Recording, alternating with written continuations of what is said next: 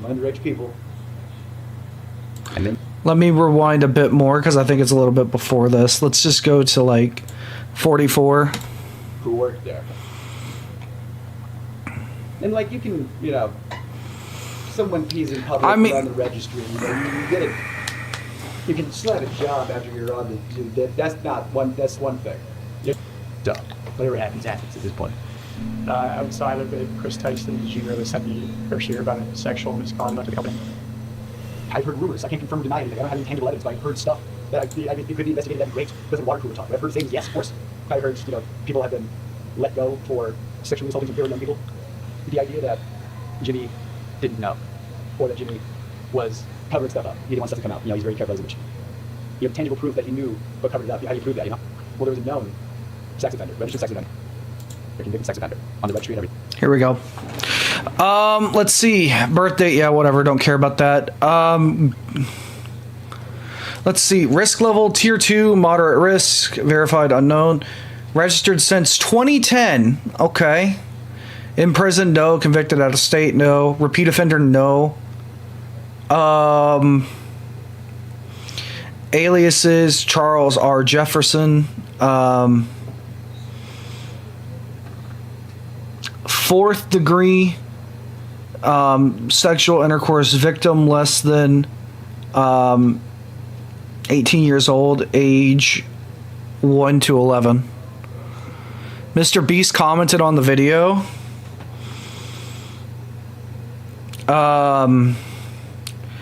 Well, okay.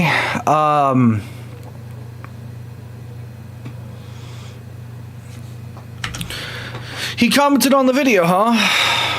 Okay, let me refresh it because I'm sure it'll be there. Anyone else feel terrible for Jake? Let's see. There's Internet Anarchist.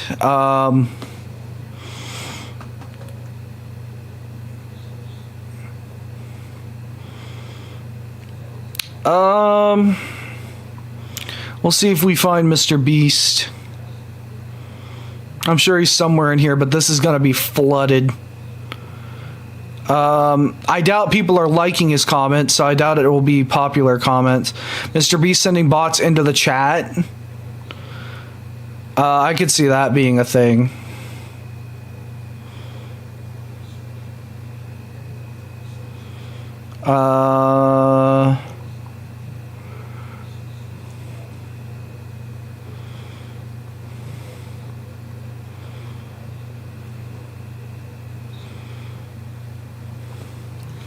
Let's see if we can find it. It would be very foolish for Mr. Beast, I think, to comment on this, because he's been silent for basically 2 weeks. And like this email that Keemstar posted on Twitter basically just leaked, talking about a lot of stuff that they're planning to do, which I did talk about. Let me see.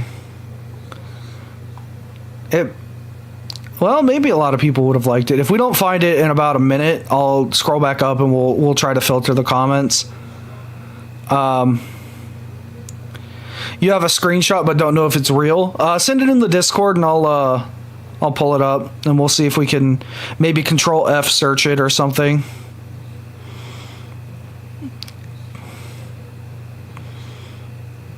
PewDiePie was the only one to get a good ending. I think Matt Pat got a good ending, dude. And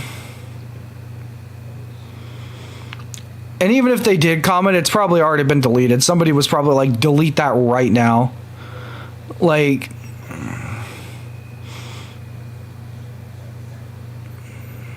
and also, like, I think when you do YouTube premieres, the comments from the chat also get in here, so it might be difficult to find. So here, hold on. Here's what we'll do. Sort by top. No Mr. Beast here. Okay. Oh yeah, it's in the chat. Let's see. It says, from now on, using my content in your videos may result in a YouTube strike leading to termination of your account. I prefer if we could cooperate and fix the issues in private.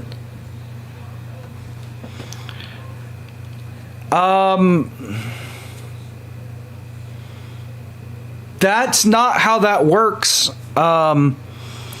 Using Mr. Beast content is allowed in fair use. Like, he's not re-uploading your content and not using it in a transformative way.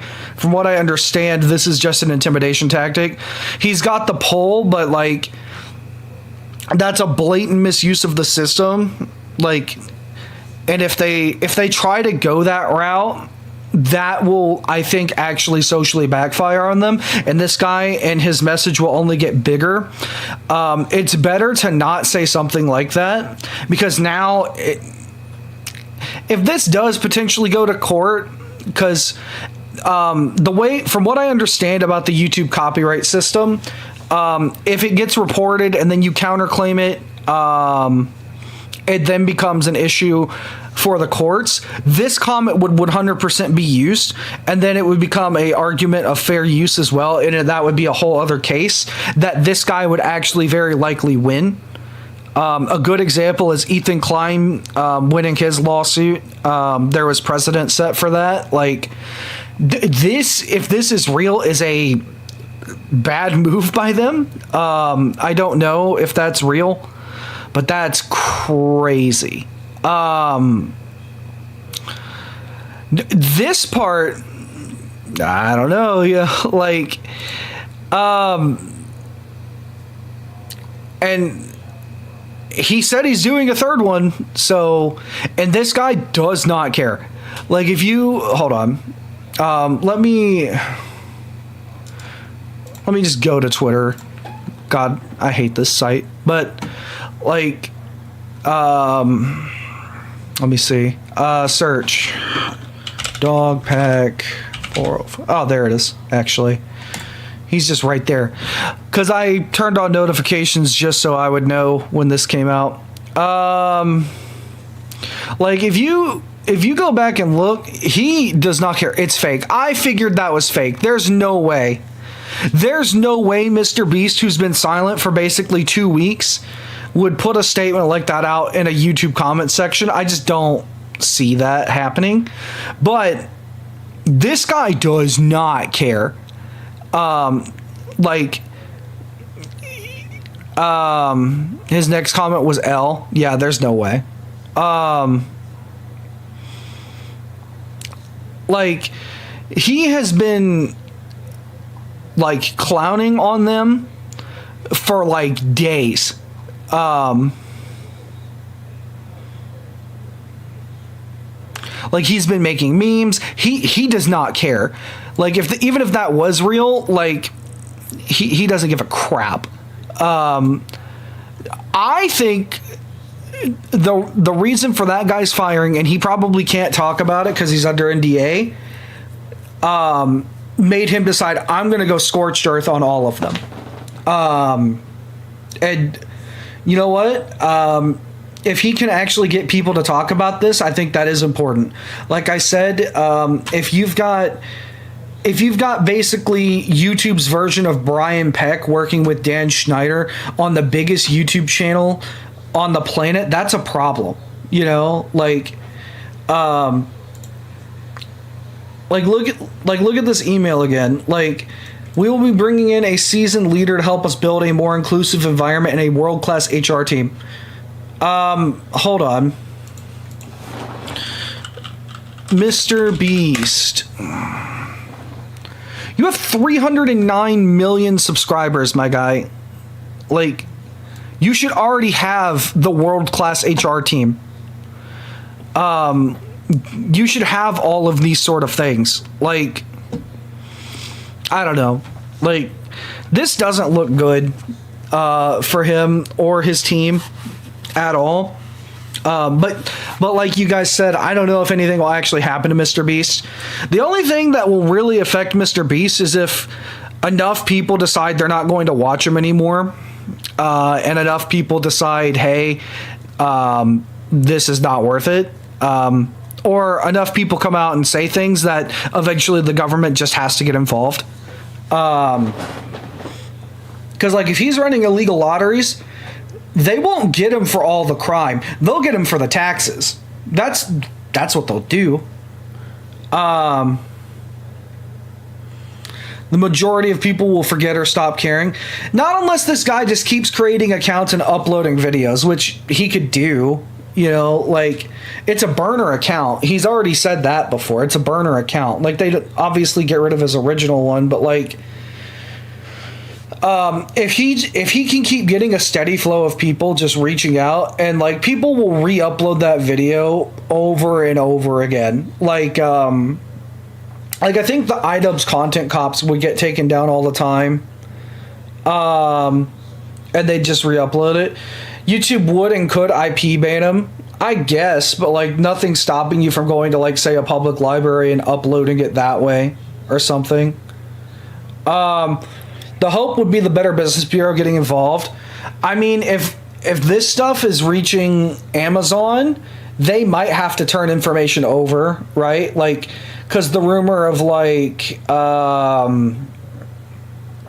people being denied medication and passing out and hospital visits and stuff, like the government might already be investigating this, you know, like we don't really know. Because like they were saying like Mr. Beast was like basically looming up above people and like watching everything play out, and people were like, it felt very dystopian, like Hunger Games kind of thing. So like they probably are looking into this already, and I guarantee you the thing, like somebody probably has seen his first part about the illegal lotteries, and they went and watched the Facebook live stream while it was still up, and they were like, he's giving away free stuff that's not being taxed, or he's not paying the taxes on. That very well could be how they get him, like rather than it being criminal actual misconduct. If his money's not in order with the government, they'll get him. That's how they get almost everybody that's bad. That's how they got Al Capone. That's how they got what's his name from the 90s, Jordan Belfort, you know, like the guy who they did the movie The Wolf of Wall Street on. Like, if your money is not in order with the government, they'll get you. And there's a chance that if they're negligent about that, there's a good chance they're negligent on their money. You know, Mr. Beast is YouTube. I mean, yeah, but YouTube's not going to go down with the ship if it's undeniable that Mr. Beast is breaking tax law. They'll find a new Mr. Beast. I mean, they'll find a new person to attach the wagon to and promote the hell out of in the algorithm or whatever. Because, you know, like, there's obviously Mr. Beast took it to the biggest of heights, but like he won't be doing this forever. Even if he was squeaky clean, like eventually you move on or you go into other things. Like, why would he go to Amazon if he was enjoying YouTube, right? Like, maybe he can make more money off of Amazon or get bigger on that platform than he could on YouTube.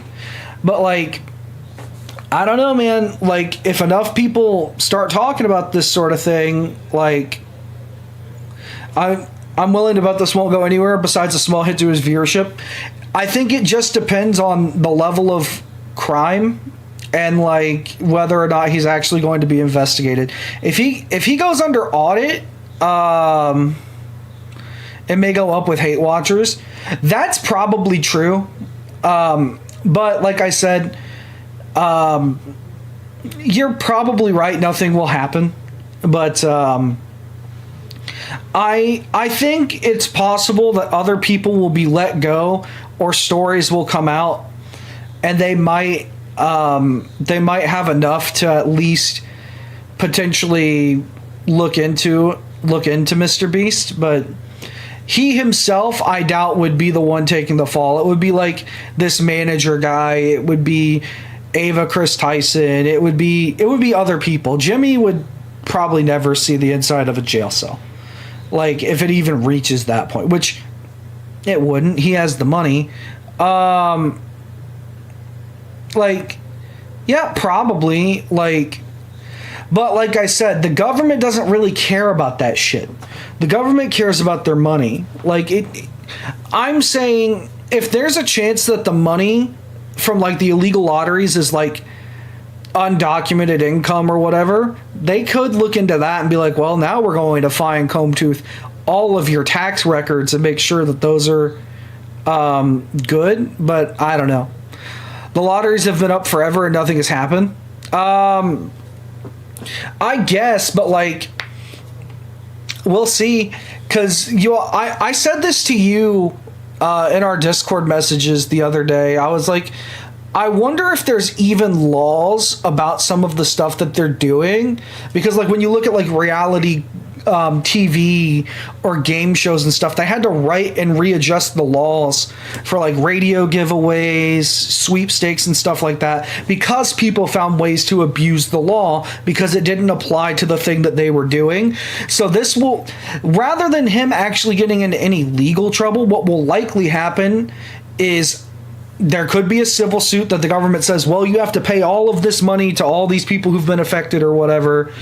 And then we're going to write new laws in place to say that like YouTubers or streamers must follow exact guidelines to a certain point, you know, like, and you have to make sure that like if you do a giveaway, like moderators or people that like are connected to you can't enter your giveaways or whatever. Like it'll be very interesting to see how laws will be written about this, because I do think because Mr. Beast is such a big YouTuber that politicians will probably be looking at this a lot more closely, but we'll see. I do think that there will be some sort of ramification, probably not jail time, but I could definitely see a case where they'll have to pay money out to people if they haven't already been doing that, like through NDAs and stuff like that. But who knows? This is crazy. Like, I don't really know like how you come back from this in the public opinion of people probably above the age of, I don't know, maybe 21. Like, your younger audience will all be there, but like I feel like a lot of older people, other content creators, like they're gonna probably not want to be associated while these accusations are at least at the forefront. Like, I don't see this story going away if he has another video that comes out within a month, at least until the end of the year. Like, I just don't see that happening. People will continue to talk about this. Like, and if other people feel emboldened to talk about their stories, then this will keep happening, you know. Like there's former employees that haven't really spoken on this. Like Jake the Viking, he tweeted out Jimmy New. They mentioned another employee or another former member named Marcus that was in the video very briefly when they showed the video of them crushing his car.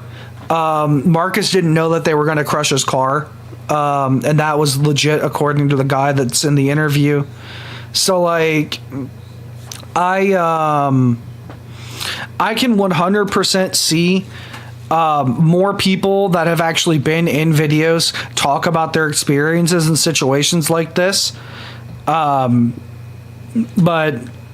who really knows? I think the Delaware guy is the most insane thing. I refuse to believe that his hiring manager didn't know that and didn't like inform him about that. Like, I just don't see that not being a thing. But I've been keeping up with this story, and I probably will continue to, because I think this is pretty important. It's big YouTube history for sure. But who really knows with this, you know? Like, there probably are people doing everything in their power at YouTube and Google to cover some of this stuff up as well. But, you know, people will know, and some people will remember, and they will make the decision to not support Mr. Beast, and others will, you know, like, yeah, you know, like, and they keep saying allegedly because obviously they have to, but like, if they're sending out cease and desist, that means they're willing to go over to court over this, and they'll have to release a lot more documentation, and it'll become public record. Like, Mr. Beast will lose sponsors not wanting to take the risk. Yeah, he'll definitely take a hit on his money in that aspect. The real question is, will Walmart pull his chocolate? Like, that could happen. Like, I could see companies not wanting to sell his products anymore. So like, if you want a Feastables bar, you should probably go buy them now, because if this other video comes out that Jimmy was in this Discord and like they can prove that, like, that would look really bad, you know. Like, Dr. Disrespect lost Turtle Beach and like stuff with, like, I think it was Target in like a day, and that was just allegations, you know, like, and then he admitted all of that, like, so yeah, I don't know, man, that's crazy to think about. Like, I do think that we're gonna learn a lot more, or they will outright say, hey, we are suing you, and he'll probably let us know probably within a week if that happens, you know. Like, I wouldn't be shocked if he gets served a subpoena.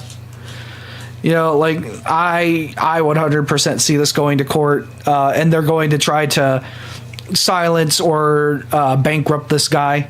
I think that'll be what ends up happening, and he'll have to stop because he can't afford it. That's what they're going to do, I think. But I don't really want to talk about this anymore. I want to look at my watch later list, and we can watch some other stuff.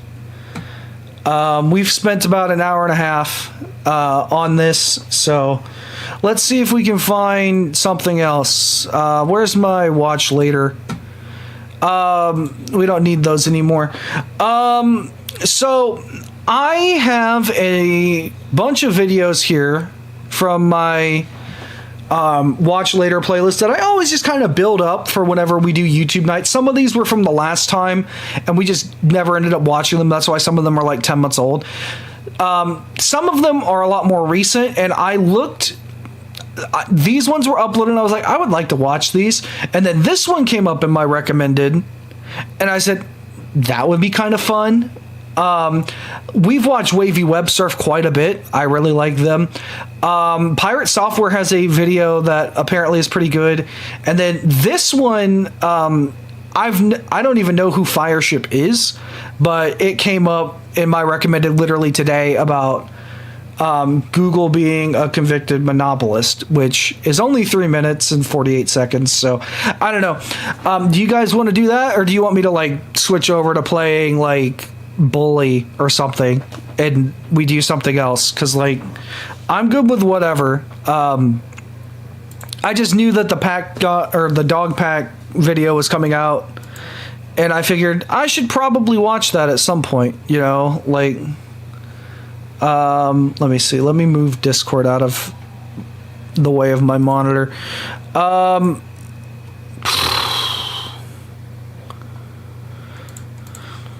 It's up to y'all. What would you like to do? Would you like to continue watching YouTube or play a game? I'm off to bed, so whatever's going to help you mood after that. I don't know. You know, it is 9:44. I didn't think I was going to spend over an hour and a half on this subject. I figured the video was going to be pretty long, but like, we talked almost as long as the video was about the aftermath of it and looking back over the text messages and pausing and reading those. Like, we'll see how that guy's career shapes out, because he said he wants to move on to other stuff, but I don't see how he can. But yeah, here, let's watch Pirate Software. We like Pirate Software. I like his channel. He's pretty cool. My name is Jason Thor Hall, also known as Pirate Software Online. I've been in the gaming industry for about 20 years. I used to work at Blizzard Entertainment, then Amazon is this about... I shared a video about this. Not the same name, just an indie studio. And I've I've been here for about 8 years now. I also run a massive community. We've got about 180,000 people in Discord, and most of what I do is try to teach other people how to make games, teach them that they can make games, show them the tools to do so, and try to do everything without any paywalls or bullshit in the way. It's incredibly important to me that we keep making games and that the next generation has the tools to do so that our medium doesn't die out. And it never will. And that's the whole intention of all of this. So with that in mind, that community brought me this and tried to get me to sign it. And I don't want to. Number one, I can't because I don't live in Europe. But number two, I wouldn't sign it even if I could. And I'm going to kind of go Why through is this and that? try to explain Okay, the this is reason interesting. why. Without all of the internet hate machine that's grown up around it. So let's go into how this works and why this is an issue. First things first, what is an initiative? So an initiative is actually not law. It is something that you put together so you can put it up in front of representatives and they can start the conversation. The reason why I have a problem with Stop Killing Games is specifically it starts the wrong conversation. If we're trying to kill off the practice of developers putting together a live service game, pitching it as a single-player experience, and then taking away support in the future, this ain't it. And the reason why is specifically on this initiative, under its own description, it says, this initiative calls to require publishers that sell or license video games to consumers in the European Union or related features and assets sold for video games they operate to leave said video games in a functional playable state. Specifically, the initiative seeks to prevent the remote disabling of video games by the publishers before providing reasonable means to continue functioning of said video games without the involvement from the side of the publisher. This isn't always possible in all video games, and it doesn't call out the specific practice that this is supposedly trying to defeat. It is incredibly vague and will damage all live service games. How would you keep League of Legends in a functional playable state? You'd have to re-architect the entire game. The game is what is called client-server. So in client-server models, there's a server and there's a client, and all of the math, all of the game, everything happens on the server. The client just displays it. And the reason we want to do it that way is so that you can't teleport around and do 1 billion damage. You don't trust the client. You trust the server. The client just displays what it's told, right? I see. So if we wanted to re-architect this, we'd have to take all of that server logic, push it back out into the client, and somehow make that playable in a multiplayer-only video game. That doesn't make sense to me. So this isn't going to work for all games. Why is it calling out all games? And it's really easy to say, like, oh, you know, that'll get worked out down the line. But we're dealing with government here. If we're going to be putting up these types of ideas specifically in front of government, you would need subsections and issues, specific details, yeah.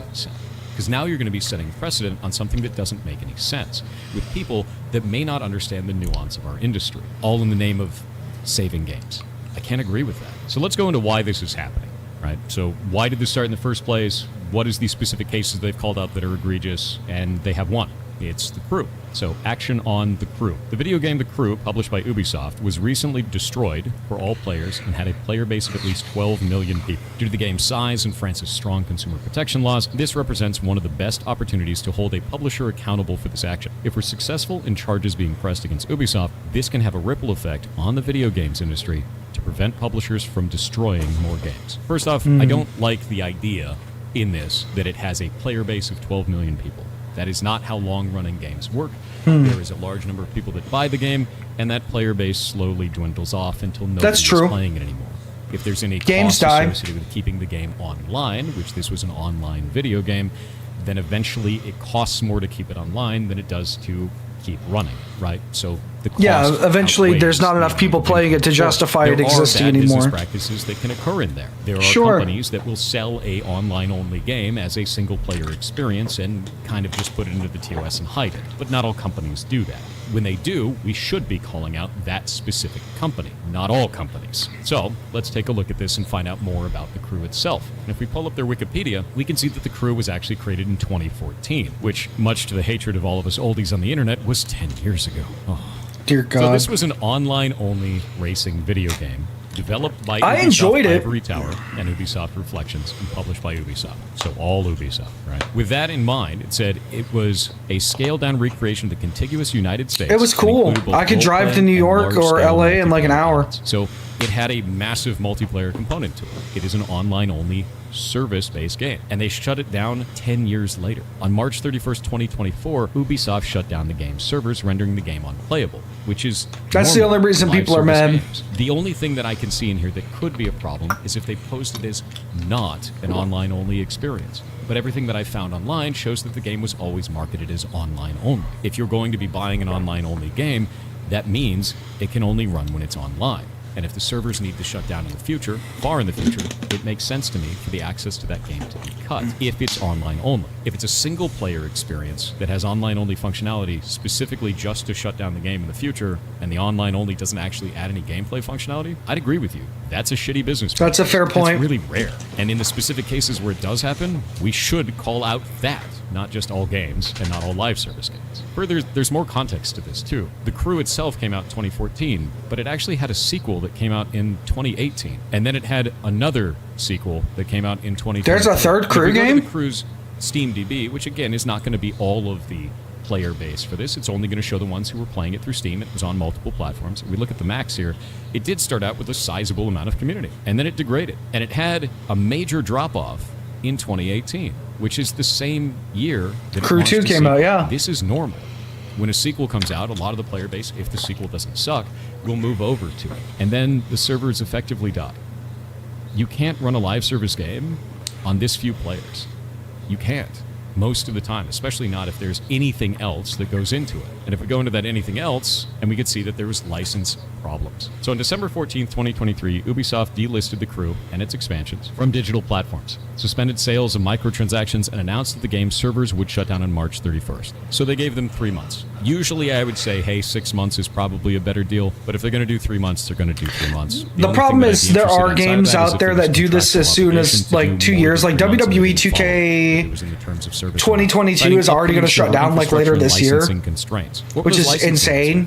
Well, it turns out that all of the cars in the game were licensed from the car companies. And a 10-year running game likely means that they had license to them for 10 years. And that means that it would likely reopen. They would have, yeah. Now, I understand that's speculation, but I've seen this type of a deal many times in the industry. Like Friday the 13th is already delisted and the license has expired. And you can't buy the game on Steam anymore. So few players and is not turning I think, and we're not sure when the servers will actually shut down, which could be at any point, basically. You're not going to want to recreate that infrastructure. And there are some people that will say, well, just make it all single player. Well, I've explained that that doesn't make any sense in the first place. If you're making it all single player, you'd have to carve off all of that, and it's developer time and money. When you already have sequels out and the game has basically no players left anyway, yeah, it makes dead. more sense to just move on. I don't find that to be a problem from the developer perspective, and I understand that people find that to be a problem from the player perspective.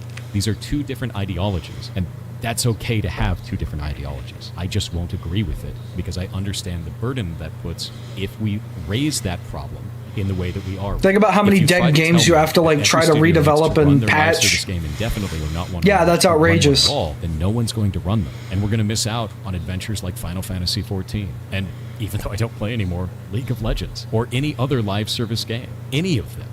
You're talking everything, like even phone games, as funny as that is. A lot of people don't realize that phone games require online-only activity. What about things like Pokemon Go?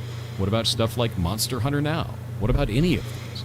We'd never get any of them. And that's why I think this needs to not be vague. It needs to be specific about the business practice it's trying to defeat, which is specifically companies that are doing this under the guise Asmon of reacted to the original guy's video too. Online-only functionality. The guy who and doesn't add made the video saying they needed like 1 million signatures. Now we're going to go to Ross. Yeah, Ross. Person Farms, the creator of this initiative, and one of the ones that's pushing it the most online. I'm going to let him say exactly why he thinks that this will go through very easily and why it is important, and then I'm going to tell you why I don't agree with it. Comes to law in the EU, yeah, it might be.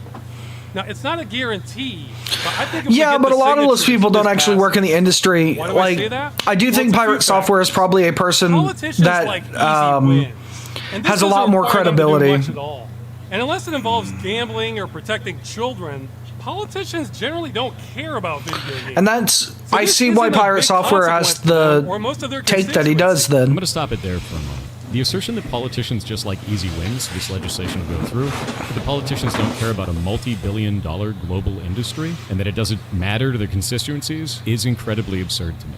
I don't think this is the right direction at all for a movement like this. I think it's incredibly damaging, and it makes our entire industry look bad, both on the player side and the developer So side. what would end If up we're going to be happening putting is you would forward pass a anything law that that's may too broad eventually that turn can be into taken legislation, advantage it should of be still, passing and then because it's the going to be right impossible thing to do for change. consumers and I think he's developers, right. and that there's some kind of a middle ground, not just because it's an easy win and politicians don't care. This Language sets us is off way on too people. broad for what they want. EU law is already unclear on a lot of this practice anyway. And that's dangerous. If we're Yeah. going to be setting precedent, which could change the way that law works all the way down the road, then we need to be sending the right message, which this is sending a vague message that doesn't cover the actual problem.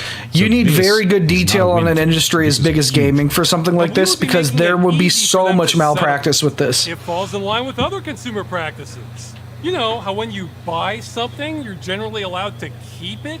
In the case of live service games, in the terms of service for those, you are not buying the game. You're buying a license to the game. And that's the part that's really different here.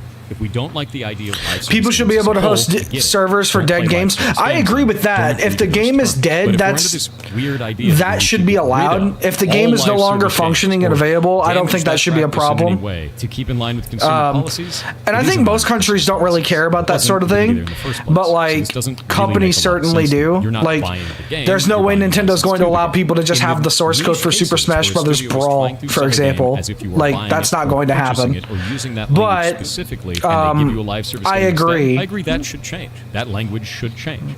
You are not purchasing the game. You are not buying the game. You are paying to have a license to a live service experience. I get that. Is that what this is doing, though? The initiative is not trying to call that out specifically. It's trying to say that all games need to stay in a functional, playable state, which is not calling out the language that is being used Right. to manipulate the player. Call that You out can't specifically. take Not take a just game like that. And finally, like this say is a diversion from really serious you can't take a game like say what's a game that no longer has open servers? Let's say Mario Kart Wii. You can't take that game and blatantly change the game into something else where like the characters are driving around and shooting people with guns or like turning it into some entirely other game that doesn't represent the company's values. I think that's definitely a problem. Like being able to build your own custom tracks, that's one thing, but like changing actual assets in the game to look or perform in a different way, that could definitely be a problem. So you would have to be very clear that the only thing you're really allowed to do is to reopen the servers and let people play online and maybe use cut content from the game. A really good mod that I tried out, even like last year, was Camp Blood for Friday the 13th, the game. And it had just basically all the cut content that they couldn't release from the lawsuit, and nothing ever really happened to them. And like you could play as like Uber Jason, you could run around on like the space map that was supposed to be in the game's code that they couldn't release due to the lawsuit. And I'm assuming that once that game like gets officially shut down, they might be able to reopen servers for that, but it really depends on like Horror Inc. and like if they want to go after the servers, I guess. But like, yeah, that's a whole thing. Politicians will prefer not to deal with. That's really gross to me as well. The idea that this is just a diversion from serious topics and they can get an easy win in and we can just push it through and there won't be a lot of pushback on it and they're not going to have to think about it too I think hard. Pirate Software is That's cooking crazy right now. dangerous, dude. If you're going to be setting precedent, if you're going to be putting forward something that you want to start a conversation to eventually become legislation, and these are the reasons for it, not only can I not agree with the initiative, but I can't agree with you. And I think that the tactics that you're using here are really disgusting. So yes, I won't agree with that. And I won't agree with Ross. There's no way around that. I think this is gross. To sum it all up, no, I will not be supporting the initiative Stop Killing Games. I'm not going to change my mind on it because I find this language to be incredibly vague and damaging. That's the problem to rest with of the trying to get industry. things I think that done. it would be bad for both developers and You players have to be in the very way specific that with it's what you written. want, And I think that or starting a people can come in conversation that doesn't and get to the core of the manipulate issue your message is or both your waste of intent time and change leads to things potentially bad to what outcomes. you So, don't want. If we want to talk about this, let's talk about the actual bad business practice. Why do you In think the case that a bills studio have like is 800 making pages? It's so that people can put and they other sell it shit to in you there. as a product. They say that you are purchasing the game. You have to be or you're careful. buying the game. when in reality you're actually purchasing or buying a license to that game, Right. I think that we should be fighting about that. That needs to go away. The Players licensing should for be games should be well-informed changed, at the point yeah. of purchase that they are purchasing a license, not buying a game. And the reason that we have those licenses in the case of client-server interactions like we had before, we're talking about client-server games, is so that they can ban you when you cheated them. They revoke your license. That's why they revoke Right. your license, to protect the gameplay. That way you Every other player can't that cheat you're or break the impacting game, when you cheat in these games. or mod That the needs game, to or be hack said. the It game, needs to be better informed or to the affect player other at players times. to give yourself So an I unfair agree. advantage. This doesn't bring that up. It just attacks all video games that have online-only components and says that they need to keep being able to be played indefinitely. That doesn't make any sense to me. Aside from that, a lot of people really like live service games as they exist now. So trying to kill off all live service games, as some people have said online, doesn't make any sense either. Live service games are a great way to get away from the real world. They're about social. There's a lot of interaction great between live service players. games. Some people get married. There's a lot of Some crappy people ones met too. their spouse in them and then got But- married. It's a really cool thing for a point in time in which you're having that social experience. And to destroy that just because you don't like them is very weird. I don't think that makes a lot of sense to me. I also don't think it makes sense the way that Ross is posing this is why it's going to pass. I think that's incredibly inflammatory and could lead to a lot of damage to both what he's trying to stop and to games as a whole. To say that the government just doesn't care and this is an easy win and we're going to get it through is disingenuous. You're talking about a multi-billion-dollar global industry. To think that the government isn't going to be meticulously looking for Oh this yeah, and they looking for definitely have flaws people and on the holes other is side absurd. telling them, hey, So I don't think pass that's that if they honest get at all. enough I find it signatures. disgusting. So for everyone who's mad about that, fine. Be angry about it. I'm not going to change my stance on that because I can't Good. agree Stand with up- it. stand Or up if for it's your a death, principles, dude. End of play. I see the danger involved. I see the vagueness in the language, and it doesn't make sense to me. If we want to fight for better conditions for players, then fight the actual problem. Don't make new ones. I think that was a really good video. I really liked that. Let me go back. Hi, my name is... I want to read some comment. He got 18K dislikes on this. You're the co-founder/owner of Off-Brand Games. This is a conflict of interest. I am not a co-founder or owner of Off-Brand Games, nor do I gain anything of monetary or status value by publishing live service games to exist. I'm the director of strategy for them, and a big part of my job is helping pick which games we work with and how to protect the developers during contract negotiations. It's literally the reason I wanted to get into publishing and help fix the imbalance of power between publishers and devs. It's very important. I've been public about wanting to do this for literal years, and we had massive announcement about me joining up. I have a lot of respect for Pirate Software as well. I think he's a pretty good dude. Quite simply, no, I don't make any money for this. There's no conflict of interest, and your tinfoil hat is too tight. I'm glad that he speaks very boldly about how he feels, and I think he's going to have a lot more of a more informed perspective on this topic than gamers themselves. Like, I get that gamers don't like certain aspects in the gaming industry. I totally get that. There's things about the gaming industry I don't like, and we've talked about them before. There's live service practices I don't like. I don't like the idea that, like, if I want to buy something that's like $18 in a live service game, like say Fortnite, like let's say it's 1800 V-Bucks, I can't buy exactly 1800 V-Bucks. I have to buy 2000 V-Bucks for like $24.99 or whatever. Like, they do that and they space things out. I don't like stuff like that. There's lots of practices like that that I don't like. I think that you should be able to buy a direct amount of in-game currency that you want, where 100 is $1 always, and your monetary value should not, you shouldn't have artificial coins. Everything should be very simple and easy to understand. They don't do that. I do think there's problems in live service games that are reasonable to consider, but online only, not the biggest fight to battle.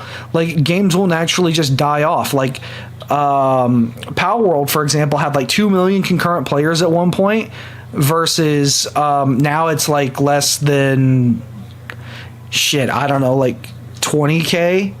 Hold on.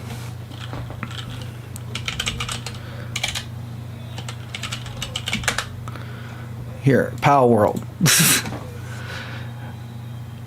Power World has about 24K playing right now. Yeah, around 20 to 40,000. So like, the games fall off and lose popularity. You know, like, it happens. but I think this is a very good thing to consider. And people may not like what he said, but they should respect what he said because, one, he's an opposing viewpoint that is actually valid, and two, he's speaking from experience, both as a gamer and a developer. Why shouldn't we have the right to server binary so we can keep playing these games?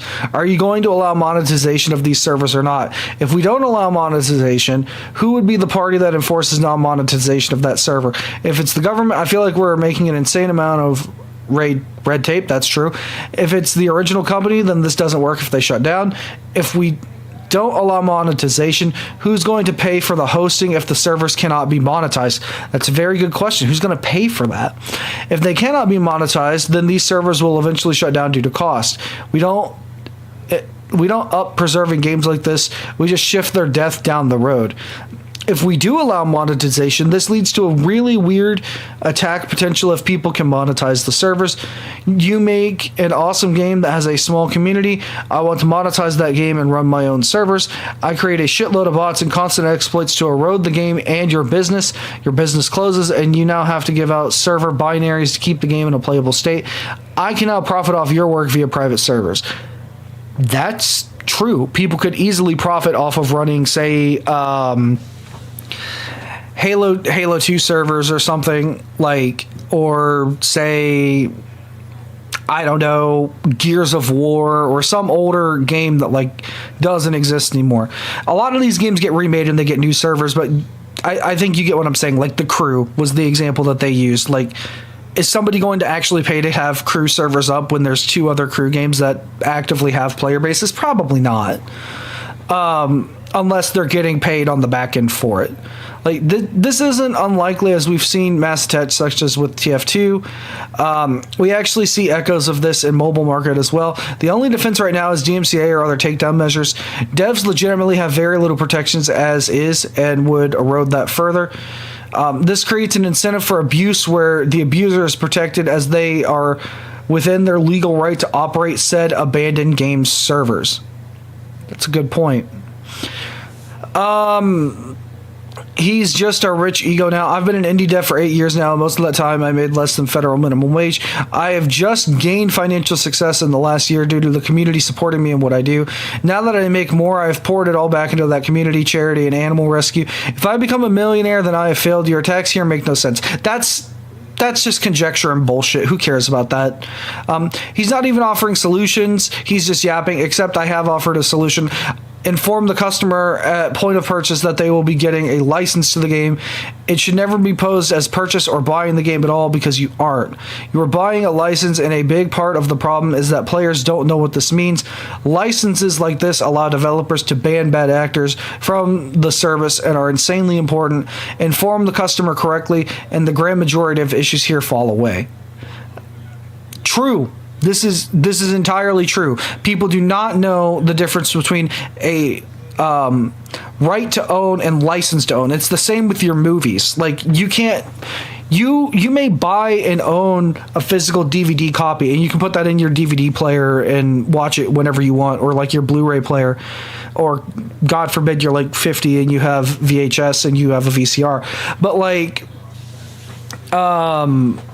you don't own the actual film. You own the tape or the disc that the film is on, and you can watch that, but you have no say over like the actual content in the film. Like, I can't just upload Terminator 2 to YouTube just because it's like a 30-year-old movie that isn't played in theaters anymore, or I can't buy the physical disc anymore. Like, there's other revenue to support that or whatever. Like, he banned Ross and hates players. No, I did not. Ross is not banned on this channel. We've been blocking and banning people who are posting hate speech, doxing attempts, and insane false information about me. As of now, that list is over 1,000 people just from the last 3 days alone. That's stupid. Has some splash damage happened here? Probably. Shit happens, and a deleted comment is not the end of the world. It's not that deep. Yeah, grow up. Like, it's easy to do because the FAQ said so. It's very clearly that nobody involved in the writing of that FAQ actually makes games. That's true. It just is. I've had a 20-year career in the industry spanning from QA, engineering, IT, and red team. These demands are not simple problems to solve and cannot be easily done for new games. It's not feasible to produce the requested content in this initiative's current form. Demanding this and stating that all developers are wrong and greedy is actually absurd. Yeah, it's not the developers that are greedy. It's not the developers. It's the studios. It's the corporate executives. The developers are dudes that just want to make games that you enjoy. And they have to take deals and work with people that put them in absurd crunch times and unfair working conditions. Don't fight the developers. It's usually not the developer's problem that the game is in the situation that it's in. That's so stupid, and only thinking of your own direct enjoyment out of a product. That's ridiculous. That's like being mad at pro wrestlers because they don't want to wrestle anymore because their bodies are broken down, and you're disappointed that you bought the ticket and they're not there to perform. Like, shut up. It's not about you. This won't even affect live service games. Read the FAQ. I did, and the FAQ does not change the potential damage done to live service games. Under the current initiative, all games would need to be made into a playable state at the end of life. This puts a massive extra financial burden on specifically live service games while incentivizing single-player ones. Why would I spend extra money building a live service distributable server for end of life? I wouldn't. Yeah, why would you waste the money on that? I would just make single-player or local play games as they cost less to produce under this scenario. For those that say good and dislike live service games, that's not a good position. Your personal dislike of live service games should not control developers on what they could or should make. That's 100% true. You should not let your position affect the artist or the developer or the musician or whatever. People should be able to make whatever they want. That's the whole point. If you don't like it, make your own game. Nor should it limit players and their opinions of what kind of games they have access to. Yeah, like if somebody wants to play Fortnite, who gives a shit? He won't even talk to Ross. Correct. I think his position is disingenuous due to his comments about how this could be pushed through government. It's bad direction, removes validity for what the initiative has tried to do, portrays the process in an incorrect manner, and just builds sensationalism. Thinking that kind of language is okay puts him squarely on my not worth it to talk to list, as there are others that could have a more productive conversation.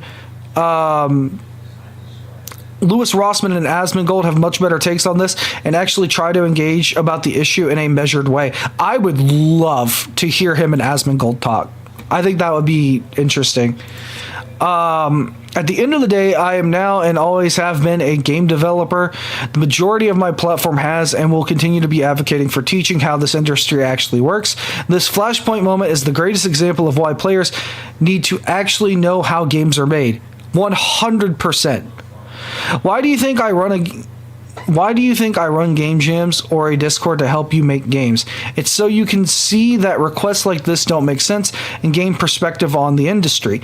It stops the internet hate machine from bandwagoning against developers, which always happens due to a lack of perspective. And that's what I was saying. He has probably the best perspective on this and is going to be the most transparent person on the issue. And I love him for that. I think this video was freaking great. Stay frosty. You too, man.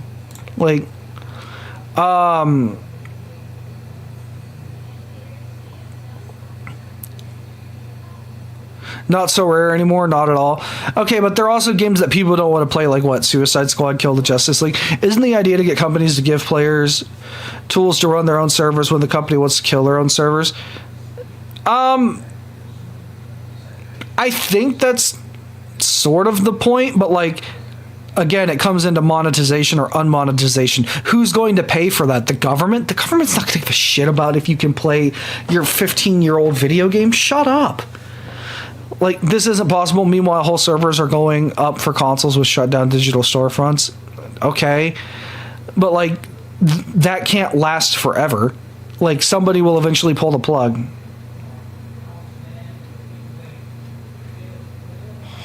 I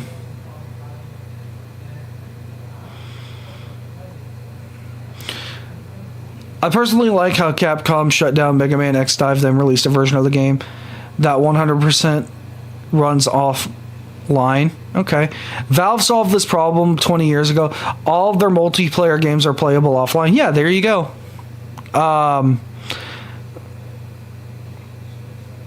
They killed the whole game, not only the online part.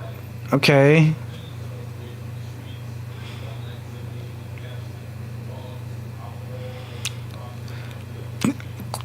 Okay.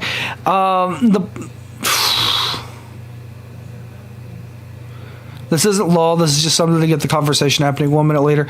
This has no specifics. It would kill all gaming. Like, yeah, it has no specifics because it was meant to start the conversation. Okay.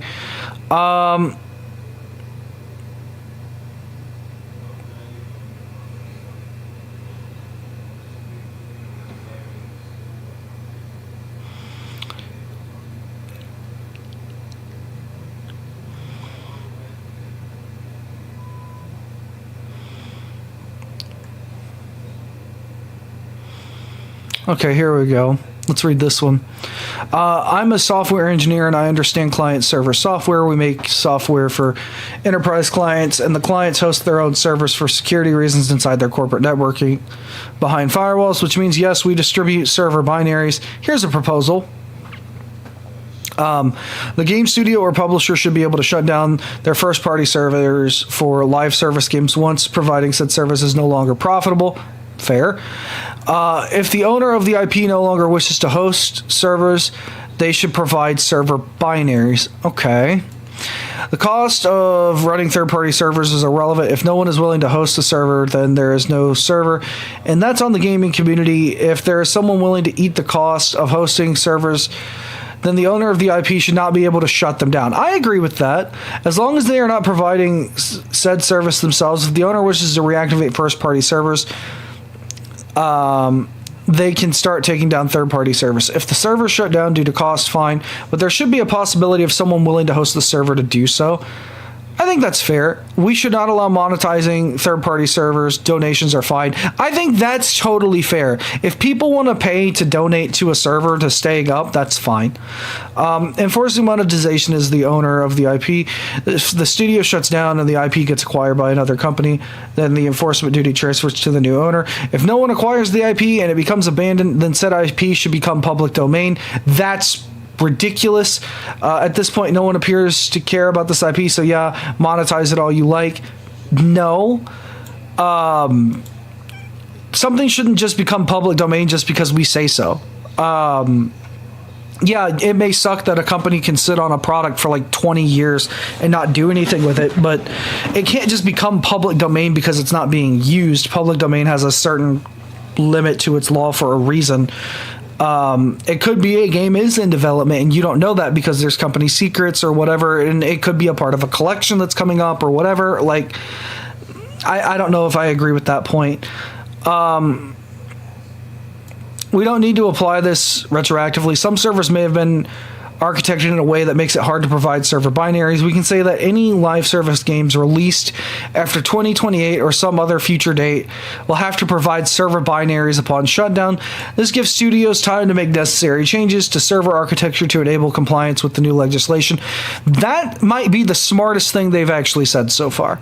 The game studio should not make existing user data available to the public. That means players will lose in-game progress and have to start from scratch if they play on third-party server. There's no way around that. User data should remain private. User data should absolutely remain private. Just make an option to where people unlock everything after the game is shut down. Who cares?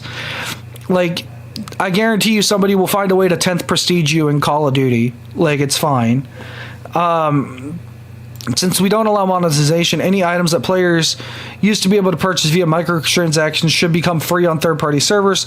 Some microtransaction options could be removed entirely to help with resulting balancing problems such as XP boost on in-game currency. However, things like weapons or skins should not be removed. I think that's fair, but skins probably gets into a very iffy territory because with these live service games like, say, Call of Duty Warzone, like, they have a license to, say, the skin for, like, say, John McClane from Die Hard. Like, obviously when the next Call of Duty comes out, you're not gonna be able to play as John McClane from Die Hard, right? Like, So if, say, Call of Duty Vanguard or Cold War, whatever game that he was available in as a skin, shuts down, whatever studio owns the diehard like franchise should not just allow you to be able to play as that character again. Like, there's licensing issues and things like that to consider. I don't know. I think if it's like in-game weapon skins that are completely original, that's fine. But when you look at like third-party or licensing agreements, like that would be ridiculous. Like if Fortnite shut down today, and this person's take was the same, like I think it would be completely ridiculous for gamers to expect to be able to play as like the Marvel characters or like the DC heroes or any of the other abundant licensed characters in the game if they were to go to private servers. Like, the people running the servers would not be able to afford that. Like, you would have to say goodbye to your Daredevil skin or goodbye to your Ripley skin from Alien or whatever. Like, you're not going to be able to retain that. That's outrageous. All of the above should be considerations made by company leadership when making the decision to develop a live service or shut one down. If this means that a few live service games will not get made, fine. However, I do believe that this will shut down the entire industry. I do not believe that this will shut down the entire industry. Successful live service games will still be massively profitable for the developer, and they can enjoy the profits for a decade plus, even if at some point they will have to release the server binaries. The possibility of striking gold with a successful live service will continue to motivate people to develop these games. It will not become too expensive to develop live service games. Single player games are cheaper to make today. You don't have to worry about service at all, and yet live service games keep getting made. This is a pretty good comment overall. This is probably the most sensible one I've seen so far. Absolutely wild to me that a man who encourages you to make games is advocating for companies to be able to just take away your art from your audience. If you work for a big company, the art that you worked, I'm assuming can just disappear at the flip of a switch completely without input. Having an end-of-life plan is not radical in software engineering. This is the stuff that we're taught in undergrad. Also, WoW Ascension, that alone pretty much counters most of his arguments. It's not about providing the service, it's about providing the means to make servers.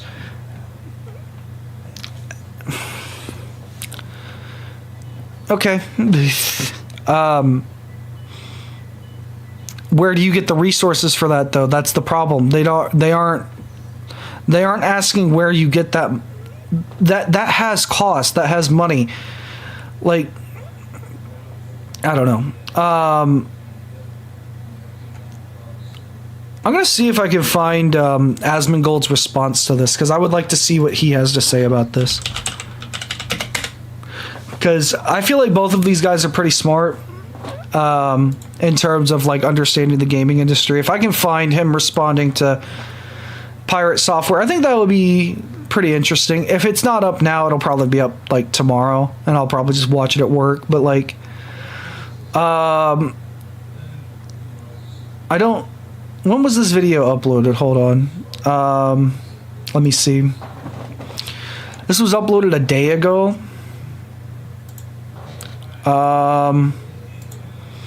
Okay. Well, the conspiracy against Rumble, no. Oh yeah, here it is. The problem with Stop Killing Games. This is 41 minutes long. Okay. This is basically the rest of my night. I'm going to watch Asmongold react to the video we just watched, because I want to hear what he's saying. I'm going to go to the bathroom really quick, though, so I'll be right back. I want to hear what Asmon has to say, because I think he'll probably be one of the more sensible people to talk about this, and these two probably will end up talking at some point if they haven't already.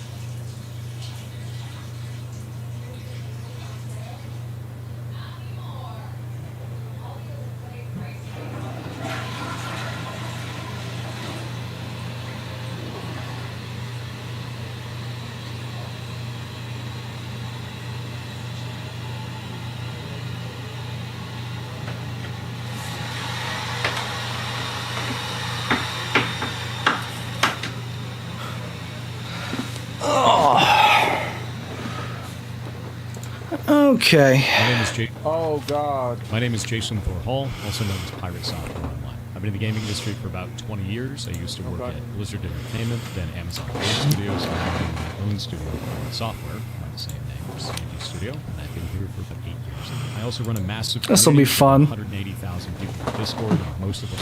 I bet his chat's not gonna be happy.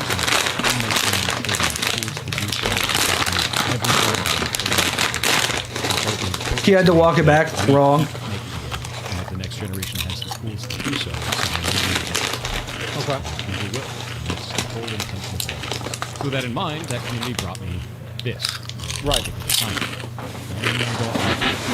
Number one, I hate it because I don't live in Europe. But number two, I wouldn't say I go through this and try to explain the reasoning as to why. Okay. Without all of the internet hate machine that's grown up around.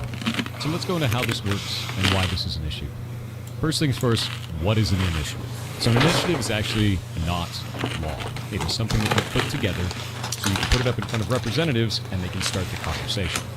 The reason why I have a problem with Stop Killing Games is specifically it starts the wrong conversation. If we're trying to kill off the practice of developers putting together a live service game, pitching it as a single player experience, and then taking away support in the future, this ain't it. And the reason why is specifically on this initiative, under its own description, it says, this initiative calls to require publishers that sell or license video games to consumers in the European Union or related features and assets sold for video games they operate to leave said video games in a functioning state.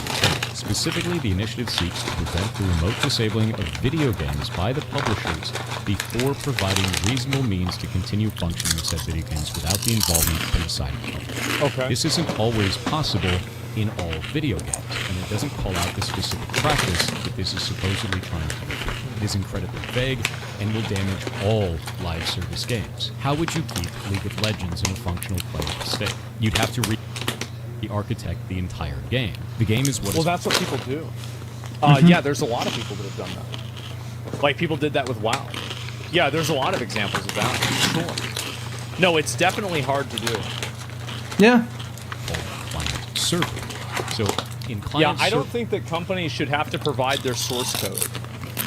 Like, they shouldn't have to give out their source code after they stop making the game. But if somebody wants to make a recreation of the game, that's okay. And they shouldn't be shut down. Yeah. So, like, that's really my only perspective on this. Like, all of the rest of this could be right. Like, I could easily see where he's coming from with this. Yeah, sure. Wayfinder also did it really well. Yeah. We had an old patch server. Exactly, yeah. So I think that's really... Like, the fact that companies can shut down a private server after the company is no longer providing the game, I think that's really the problem. Yeah, I don't like that either. That's actually the issue, because, like, if you have a game that's like, for example, The Crew. This is, like, one of the recent contemporary examples. People That's were the one able that, like, to pushed remake people over the game edge. and continue providing support for the game, even after the developer stopped providing support for the game. And I think that's a good thing. That's a great thing. Yeah, You go know, for it. even if you look at it from as abstract of a perspective as art preservation, it's art preservation. 100% this is good. He talks about that. It's violating the law because of licensing. Oh, yeah. No, but I disagree with the law. No, I don't think that the licensing and the copyright laws that we have are in the best interest of the consumer. I think that they give Of course too much not. control and too much power to the individual companies. Like, for example, I don't think that Nintendo should be able to shut down a tournament for Smash Brothers Melee. Yeah, I don't think they that's should be able to stupid. do that. You purchased the game, you bought the game, you spent your money on the game. You should have the autonomy to decide what you do with that game and how you present that game and what you... Like, for example, like, you don't have to pay a, you know, like, you don't have to ask, I don't know, like, whoever makes a hammer or a chainsaw, if you need to, like, you know, you have to pay them a dividend. You don't have to pay them commission if you build a house and you sell the house. So after you sell something to a person, I think that person should have pretty much complete autonomy to do what they want with it, unless that it's creating a market replacement for the product in the market at that time. Right. For example, a private server for WoW while WoW is still active, for example. Yeah, that would be a So problem. yeah, that's what I think. He's You right. buy something, you own it, and you also own the autonomy of how you want to use it. I don't see how, like, there's any benefit to the population that that's not the case. You don't buy live service games. You're I not saw even somebody say developing. that. No, I'm not. That's kind of not true. That's the point, right? Warzone may be free, but people buy Call of But, Duty like, every year, so and it comes with Warzone. So you're No, I'm technically not. buying Warzone. You're exactly right. I'm a consumer. I gave them my money. And I want to be able to do what I want with what I bought with my money. Period. It's that simple. Yeah, I get that too. For models, there's a server and there's a client, and all of the math, all of the game, everything happens on the server. The client just displays. And the reason we want to do it that way is so that you can't teleport it on your billion damage. You don't trust the client. You trust the server. The client just displays what it's told, right? So if we want New World did the opposite. Remember that? True. wanted to re-architect this, we'd have to take all of that server logic, push it back out into the client, and somehow make that playable in a multiplayer-only video game. It doesn't make sense to me. So this isn't going to work. Well, I think a lot of people have done that before. A lot of people have recreated servers in games. And I think the reason why they're not happening as often is actually because they would get shut down. I feel like That's we probably partially would true, yeah. already have a playable version of Bloodborne on PC right now with 60 FPS. We would probably have one at this very moment if Sony couldn't shut it down. All games, why is it calling out all games? And it's really easy to say, like, oh, you know, that'll get worked out down the line. But we're dealing with government here. If we're going to be putting up these types of ideas, specifically in front of government, we need to be calling out the right issues. Especially Yeah, I think this is this has always been, it seems like, Thor's problem with this whole topic, is that he doesn't agree with the way that it's stated inside of the initiative. Mm-hmm. But what he said originally, I think, is true, is that it is simply an initiative. Right. And the initiative begins a conversation that is more technical about what the actual law The initiative is too vague. So yes. I don't agree with the language in the initiative, absolutely. But I agree that it's a problem that should be solved. Yeah, but how do you do that if your language is too vague and then people that Because actually now have you're gonna power be get in there and mess it on up? something that doesn't make any sense with people that may not understand the nuance of our industry, all in the name of saving games. I can't agree with that. So let's go into why this is happening, right? So why did this start in the first place? What is the specific cases they've called out that are egregious? And they have one. It's The Crew. So, action on The Crew. The video game The Crew, published by Ubisoft, was recently destroyed for all players and had a player base of at least 12 million people. Due to the game's I doubt size there and were 12 France's million strong people playing consumer all the time. protection laws, this represents one of the best opportunities to hold a publisher accountable for this action. If we're successful in charges being pressed against Ubisoft, this can have a ripple effect on the video games industry to prevent publishers from destroying more games. First off, I don't like the idea in this that it has a player base of 12 million people. That is not how long. Yeah, I think this is another thing that rubbed him the wrong way, is that Of course. I think that he didn't like the language that was used in the post about it, and he thought the language was problematic for, I think, a couple of different reasons. Yeah, it is. Yeah, he didn't, which is like, that's different, right? I mean, Hearing it's his different. response, yeah, it is a problem. There is a large number of people that buy the game, and that player base slowly dwindles off until nobody is playing it anymore. Sure, If yeah. there's any costs associated with keeping the game online, which this was an online video game, then eventually it costs more to keep it online than it does to keep running, right? So the cost outweighs the amount of income for it. Right, and he's totally right about this. And Yes. I think everybody that's involved in this conversation would agree that we should not hold companies liable to continue providing service to a game when the game is no longer financially And nobody viable. plays it, yeah. Because this would effectively kill every single live service game instantaneously, and they would never be able to be made again. Like, nobody... Yeah, like, you can't online do that. gaming would basically die. Yeah, it's simple. There's no way. Good? No. There are bad business practices that can occur in there. There are companies that will sell a online-only game as a single-player experience and kind of just put it into the TOS and hide it. But not all companies do that.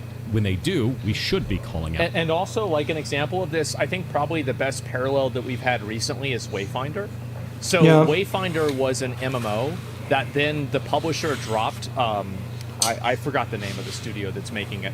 But the publisher dropped the studio that was making it. The game really wasn't performing very well.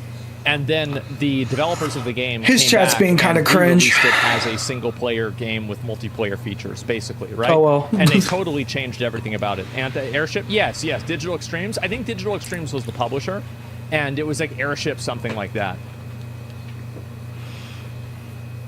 That specific company, not all companies. So let's take a look at this and find out more about the crew itself. And if we pull up their Wikipedia, we can see that the crew was actually created in 2014, which, much to the hatred of all of us oldies on the internet, was 10 years ago. Oh. So this was an online-only racing video game developed by Ubisoft Ivory Tower and Ubisoft Reflections and published by Ubisoft. So all Ubisoft, right? With that in mind, it said it was a scaled-down recreation of the contiguous United States and included both role-playing and large-scale multiplayer elements. So it had a massive multiplayer component to it. It is an online-only service-based game, and they shut it down 10 years later. On March 31st, 2024, Ubisoft shut down the game's servers, rendering the game unplayable, which is normal for live service games. The only thing that I can see in here that could be a problem is if they posted as not an online-only experience. But everything that I found online shows that the game was always marketed as online only. If you're going... I don't think that specific types of marketing should remove expectations from a customer for certain degrees of ownership.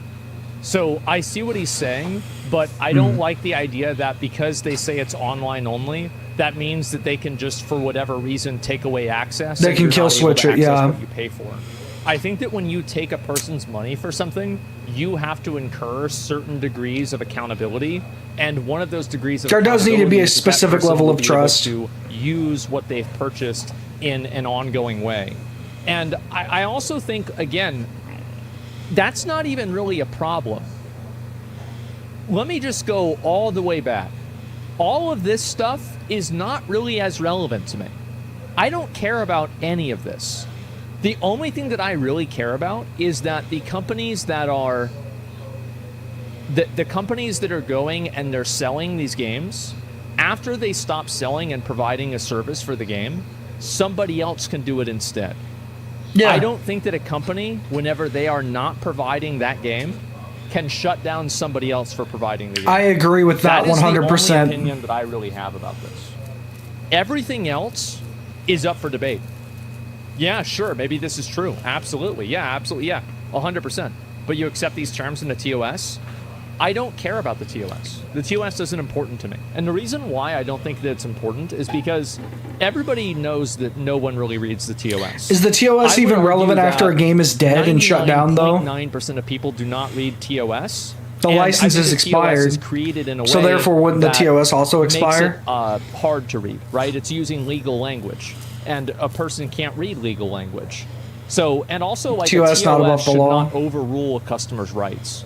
So that's you shouldn't true. be able to just say, like, oh yeah, well, because the TOS says this, we can do this. There still are things that companies should not really be able to do. And also, this isn't really the TOS in the circumstance that I'm talking about. It's copyright law. Copyright law is a big deal. And I'm saying that, like, for a lot of things, for licensings expire and stuff like that. If the content is not being provided by the company, I think that it should be possible to provide it with a third party. The terms of service are all inside of the game that you're playing. Terms of service isn't enforceable by law? Yeah, the terms of service is not the law. That's different. There's no more service. There's no more terms of service. That's a much better argument than what I made. Yeah, the TOS doesn't apply. There you go. You're not dealing with them anymore. Yeah, good point. Going to be buying an online-only game, that means it can only run when it's online. And if the servers need to shut down... Someone said contracts shouldn't exist. Of course contracts should exist. But contracts should exist in a way that's beneficial. And some types of contracts already are not allowed to exist. And I'm saying this isn't even part of that at all. It's completely separate. It's after the contract is gone. It's not even... Right, if there's no longer a license, then it shouldn't matter. Future, far in the future, it makes sense to me for the access to that game to be cut if it's online only. If it's a single player experience that has online only functionality specifically just to shut down the game in the future, and the online only doesn't actually add any gameplay functionality, I'd agree with you. That's a shitty business practice, but that's really rare. And in the specific cases where it does happen, we should call out that, not just all games and not all live service games. Further, there's more context to this too. The Crew itself came out in 2014, but it actually had a sequel that came out in 2018, and then it had another sequel that came out in 2023. And if we go to the Crew's Steam DB, which again is not going to be all of the player base for this, it's only going to show the ones who were playing it through Steam. It was on multiple platforms. And we look at there might be 3 people that were playing it total. Here, it did start out with a sizable amount of community, and then it degraded, and it had a major drop-off in 2018, which is the same year that it launched a sequel. This is normal. When a sequel comes out, a lot of the player Yeah. base, if the sequel doesn't suck, will move over to it. And then the servers effectively die. You can't run a live service game. on Right, this few like players. nobody's playing Gears of War You can't. 1 Exactly. And a company when Gears of shouldn't be War 2 comes expected out. to Like either. some do, sure, He's but right. like Most of the time, completely right especially about People not if move there's on. anything else that goes into it. And if we go into that anything And I've said else, this before about other games, is like if you want to see what the future of a game is, look at the Steam charts of the game. If there's a lot of people playing the game, it'll just then stay. it's going to be fine. Yeah. And if it's a dead game and there's like double-digit number of people playing it, then there's a problem. Suicide Squad the shuts game's down by gonna the end of die. the year, maybe. and we could see that there was But license problems. 300 people are December playing it on, 14th, like, Steam. 2023, Ubisoft delisted the crew and its expansions from digital platforms, suspended sales of microtransactions, and announced that the game's servers would shut down on March 31st. So they gave them 3 months. Somebody brought up a good point in chat, and they said that they shouldn't be able to monetize the games because it's still not their IP. I really think I need to agree with you on that. I do. I think that you're right about that. They should not be able to Because if monetize you're doing it. it for game preservation purposes, Then you it shouldn't be a able to business. monetize it. Yeah. It shouldn't. It shouldn't be It's happened already. monetized. Yeah, but But people will. I feel like that, right? Yeah, 100%. It'll be put behind They should be able paywalls to and turn a things like that. profit. I think that it's okay to ask for donations, right? Like that's Yeah. fine. Somebody But, mentioned that in the comment to that we looked monetize at. it and to sell it, I think that's very problematic. Yeah, you shouldn't be allowed to sell something that's not Usually I would actually say, yours. Hey, 6 months is probably a better deal, but if they're going to do 3 months, they're going to do 3 months. The only Yeah. thing that I'd be interested outside of that is if there was a contractual obligation to do more than 3 months and they didn't follow it, if it was in the terms of service or not. Citing upcoming server infrastructure and licensing constraints. What were those licensing constraints? Well, it turns out that all of the cars in the game were licensed from the car companies. And a 10-year running game likely means that they had licensed them for 10 years. Yeah. And that means that it would likely reopen for negotiation. I And it would understand that's expire and the game would speculation, shut but I've down. I've got a crazy take on this. I think that's ridiculous. I think it's absolutely ridiculous. The entire idea of you need to license a car in order to use it like this, crazy. Yeah, but that's the law. This type of a deal You many have a lot times, more even other this things you have to change while I've been working in order So for it's that not to unlikely. If you're function going to have to correctly. So how do you do renegotiate that? on a game that has so few players and is not turning a profit anymore, you're probably just going to forego the renegotiation. And if those servers are aging, you're not going to want to recreate that infrastructure. And there are some people that'll say, well, just make it all single player. Well, I've explained that that doesn't make any sense in the first place. If you're making it all single player, you'd have to carve off all of that, and it's developer time and money. When you already have sequels out and the game I don't think that's a good argument that it's developer time and money because the people paid their money to play the game. And I think the developer does need to ensure that the person who paid their money gets the value for their money. So if you can't They had do it for 10 something like years, that I would without argue they creating did. a positive like upside for the consumer, then maybe a game like that shouldn't really exist. You see what I'm saying? Like it just because it takes a lot of time or it's like extra work for the developer. Well, if it's too much work for you to make the game, you know, like make it to where people can play the game regularly on a regular basis after it's not being supported anymore. If you can't do that, then maybe the game shouldn't exist. Yeah, that's why it shut down. It should calculate the cost ahead of time. Yeah, it should be calculated into the cost ahead of time. Exactly. Then don't make the game. Yeah. I see what he's saying. basically I don't what it is. But anyway, disagree it makes more entirely. sense to just move on. I don't find that to be a problem from the developer perspective, and I understand that people find that to be a problem from the player perspective. Yeah. These are two different And ideas. this is only true in the case of a game going end of service. And this is only in a Yeah. doomsday situation, literally, right? When the We're game only is talking dying. about this with end of service games. I'm not talking about this with like ongoing live service games. Right. ideologies, and that's okay to have two different ideologies. I Yeah. just won't agree with it because I understand the burden that puts if we raise that problem in the way that we are right now. If you try to tell me that every studio needs to run their live service game indefinitely or not want to run one at all, then no one's going to run them. And Exactly. we're going to miss No, out. he's right on about that. Yeah, adventures they will Final just Fantasy leave. 14, They'll just stop. and Yes. Even though I don't play anymore, League of Legends or any other live service game. He's of right. them. You're talking everything, like even phone games, as funny as that is. A lot of people Yeah, don't realize. there's no realistic way to have live service games if the company is required to upkeep the game in perpetuity forever. Right. It would be impossible. Not even the biggest studios would ever do it. That phone games require online-only activity. Yeah, but nobody's What about things arguing like for that. Pokemon Go? What about stuff like Monster Hunter Now? What about any of these? we'd never get any of them. And that's why I think this needs to not They are? be Well, I'm not. vague. It needs to be specific about the business practice it's trying to defeat, which is specifically companies that are doing this under the guise of it being a single-player game, but adding online-only functionality that is not necessary and doesn't add any gameplay elements. That's the problem. So now we're going to go to Ross, otherwise known as Person Farms, the creator of this initiative, and one of the ones that's pushing it the most online. I'm going to let him say exactly why he thinks that this will go through very easily and why it is important, and then I'm going to tell you why I don't agree with it. Becomes law in the EU? Yeah, it might be.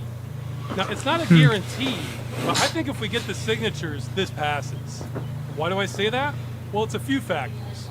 Politicians like easy wins, and this doesn't require them to do much at all. And unless it involves gambling or protecting children, politicians generally don't care about video games. So this isn't a big consequence to them or most of their constituency. I'm going to stop it there for a moment. The assertion that politicians just like easy wins, this legislation will go through, but the politicians don't care about a multi-billion-dollar global industry and that it doesn't matter to their constituencies is incredibly absurd to me.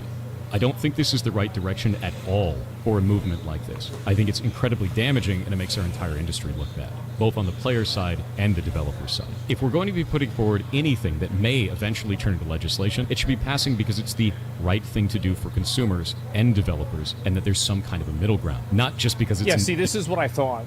Yeah. This is what I said originally, is that 100%. I feel like this happens a lot when it's especially like people on YouTube or people on streams talking about each other's ideas, is that it becomes like an argument about like the words that were being used rather than the idea. Because I'll be honest with you guys, I think Thor's right. I think Ross's argumentation, like this slide, is wrong. I agree. It doesn't really make sense. It makes it seem silly. Yeah, sure. Yeah, he's right about that. Now, does that mean that Ross is bad and everything he's trying to do is bad? No, it means that maybe this approach is bad. It's a naive approach, sure. Yeah, it's negligent. But I do still think that the effort and the initiative is meaningful. Does that make sense? Yeah, right? sure. And I think but the that's path to really hell where is a lot of paved the with good problem comes intentions. in, is because when you disagree about something, a lot of viewers and people take it into, like, they turn it into something where it's like you versus this other person. Like, really, there's like the third party, which is the thing that's trying to be pushed for. It shouldn't be like Ross versus Pirate Software versus Louis fucking Rossman versus Asmongold. Like, that's not the point, right? It's like, how do you do something like this? You guys need to work together to combat the problem. It's become. I think people are mad at Thor rather than the actual problem. It doesn't make sense. Yeah, the cause is just, it's a good cause, and I think that people are arguing about it in a way that's good not cause, really bad message. Does that make sense? Ross is probably not right enough that detail. This is an easy win, though. I don't think that it is. I don't think it's an easy win. It's an easy win. I do think, obviously, politicians like easy wins because everybody likes easy wins. Well, yeah. Like, I could easily say, like, this is a good argument, but it doesn't really do anything, right? It seems like kind of a silly thing to say. Corporations will fight against it. Yeah, I think so. Of course they will. And also, I think that the majority of, like, It protects their and I don't know how it is in IP the or EU, their right? But I know that, their like, here in the server US, interests and things like a lot that. of Like issues that young people have don't get taken as seriously because more old people vote. That's the truth. Yep. So I think that a lot of problems that, like, That's younger true. people have, like, you want to talk about Social Security, like, the fucking every politician is going to have like a fucking bona fide stance on that. But like anything like student loans, completely different topic. yeah, they don't have to worry about that. I do think that there is a degree of truth to the way that Ross is presenting it, but I can see how using that degree of truth as an argumentation could make you sound ridiculous, or it could seem like it's disrespectful. Sure, I could see that. Yeah. But again, like it's word policing, tone policing. I don't really think that's the point. I think Asmon's response has been pretty good so far. Easy win, and politicians don't care. This sets us off on a completely wrong foot. EU law is already unclear on a lot of this practice anyway. And that's dangerous. If we're going to be setting a precedent, which could change the way that law works all the way down the road, then we need to be sending the right message. Right. Which this is sending a vague message that doesn't cover the actual problem. So this... I don't think that anybody can send an accurate message because you would have to have the lawmakers figure that out because they're the ones that know everything about it. Like, Ross doesn't know enough about it. Thor doesn't know enough about it. Nobody does. This is like complex, hyper, like fucking specific international European law. Right, and every Like, country is people going to be go different. school Like 20 years, 30 years to figure this out. This isn't something you figure out in like 3 hire a years. lawyer. Yeah, okay. It's not a win to me. This is a huge Yeah. risk. And we would be making it easy for them to settle it. It falls in line with other consumer practices. You know how when you buy something, you're generally allowed to keep it? In the case of live service games, in the terms of service for those, you are not buying the game. You're buying the license to the game. And that's the part That's the problem, in my opinion. I think that's the problem. I think that the whole you're not buying anything, you're just buying a license to use it. I think that this serves no actual material benefit for a consumer. Whether it's Adobe Photoshop, whether it is a video game or anything else, I don't think that just saying, oh, you don't really own the game because we say you only have a license. The reason why they can say you only have a license is because the government enforces that. right, I don't see this as a positive at all. but you have to word That's that an annoying correctly practice. to Yeah, I think challenge so. it. Yeah, but consumers don't care and don't read. Yeah, but that's the reason why lawmakers have to make sure there are rules about it. Right, so people don't get taken It's like advantage going to a of. theme park and you buy a ticket, you don't own the theme park anymore. Well, I don't really see how that's a parallel at all. No, Like, of that's course not you the don't own parallel. the theme park. Obviously, you don't own the theme You park. own the movie, but You're not not what's buying anything. You never had not the theme the park. actual You're just movie inside of the itself. theme park. Like you can play the DVD whenever you want, but you don't own really the different. rights If you to don't like the Iron idea of Man. live service games as a whole, I get it. Don't play live service games then. Don't agree to those terms. But if we're under this weird idea that we need to get rid of all live service games Yeah. or damage that practice in any way to keep in line with consumer policies, it is in line with consumer policies. If it wasn't, it wouldn't be there in the first place. So this doesn't really make a lot of sense to me. The problem is that consumer policies are not in line with consumer benefit. That's Right. the issue. Is that the current consumer policies benefit the developers and they benefit the publishers too much. And I think this goes for all types of intellectual property. I think that Yeah, people have way IP too much law is control over bullshit. their intellectual property online, and I find it to be very problematic. If you buy something and you release it to the world, other people should be able to look at it, talk about it, and have opinions on it. Yeah, And the fact that, like, for example, DMCA is so overreaching in the U.S. is insane. it's pretty Absolutely freaking insane. horrible. That's a separate issue. No, it is. You're right. It is. It is a separate You're issue. absolutely right. You can't fight too many battles. Not buying the It's game, way too you're buying a broad. license to the game. In That's the biggest these criticism cases, of where a this. studio is trying to sell a game as if you are buying it or purchasing it or using that language specifically, and they give you a live service game instead. I agree that should change. That language should change. You are not purchasing the game. You are not buying the game. You are paying to have a license to a live service experience. I get that. Is that what this is doing, though? The initiative is not trying to call that out specifically. It's trying to say that all games need to stay in a functionable, playable state, which is not calling out the language that is being used to manipulate the player. Call that out specifically. Right. Not this fake bullshit. And finally, this is a diversion from really Yeah, so this is the problem. I thought this the first time this came out and like people started talking about it is that Thor's main concern is like with the language. I don't even think that I'm not sure if he really has a big problem even with the idea. I think it's just with the language. But the truth is that none of us here can understand the language. Yeah, That like needs No to one's be going to used. be able And to that's do why that. It's an initiative and not a law. thank God. You're going into law, you need to word it perfectly. Yeah, but it's an initiative. It's not, by definition, it's not meant to be worded perfectly. Like that's not what an initiative is made to do. serious topics that politicians would prefer not to deal with. That's really gross to me as well. The idea that this is just a diversion from serious topics and they can get an easy win in and we can just push it through and there won't be It a lot of is bad pushback on it argumentation. and they're not going to have to think about Yeah. it too hard. That's Yeah. crazy dangerous, dude. If you're going to be setting precedent, if you're going to be I don't know putting about forward being dangerous. I just don't think it's a very good argument.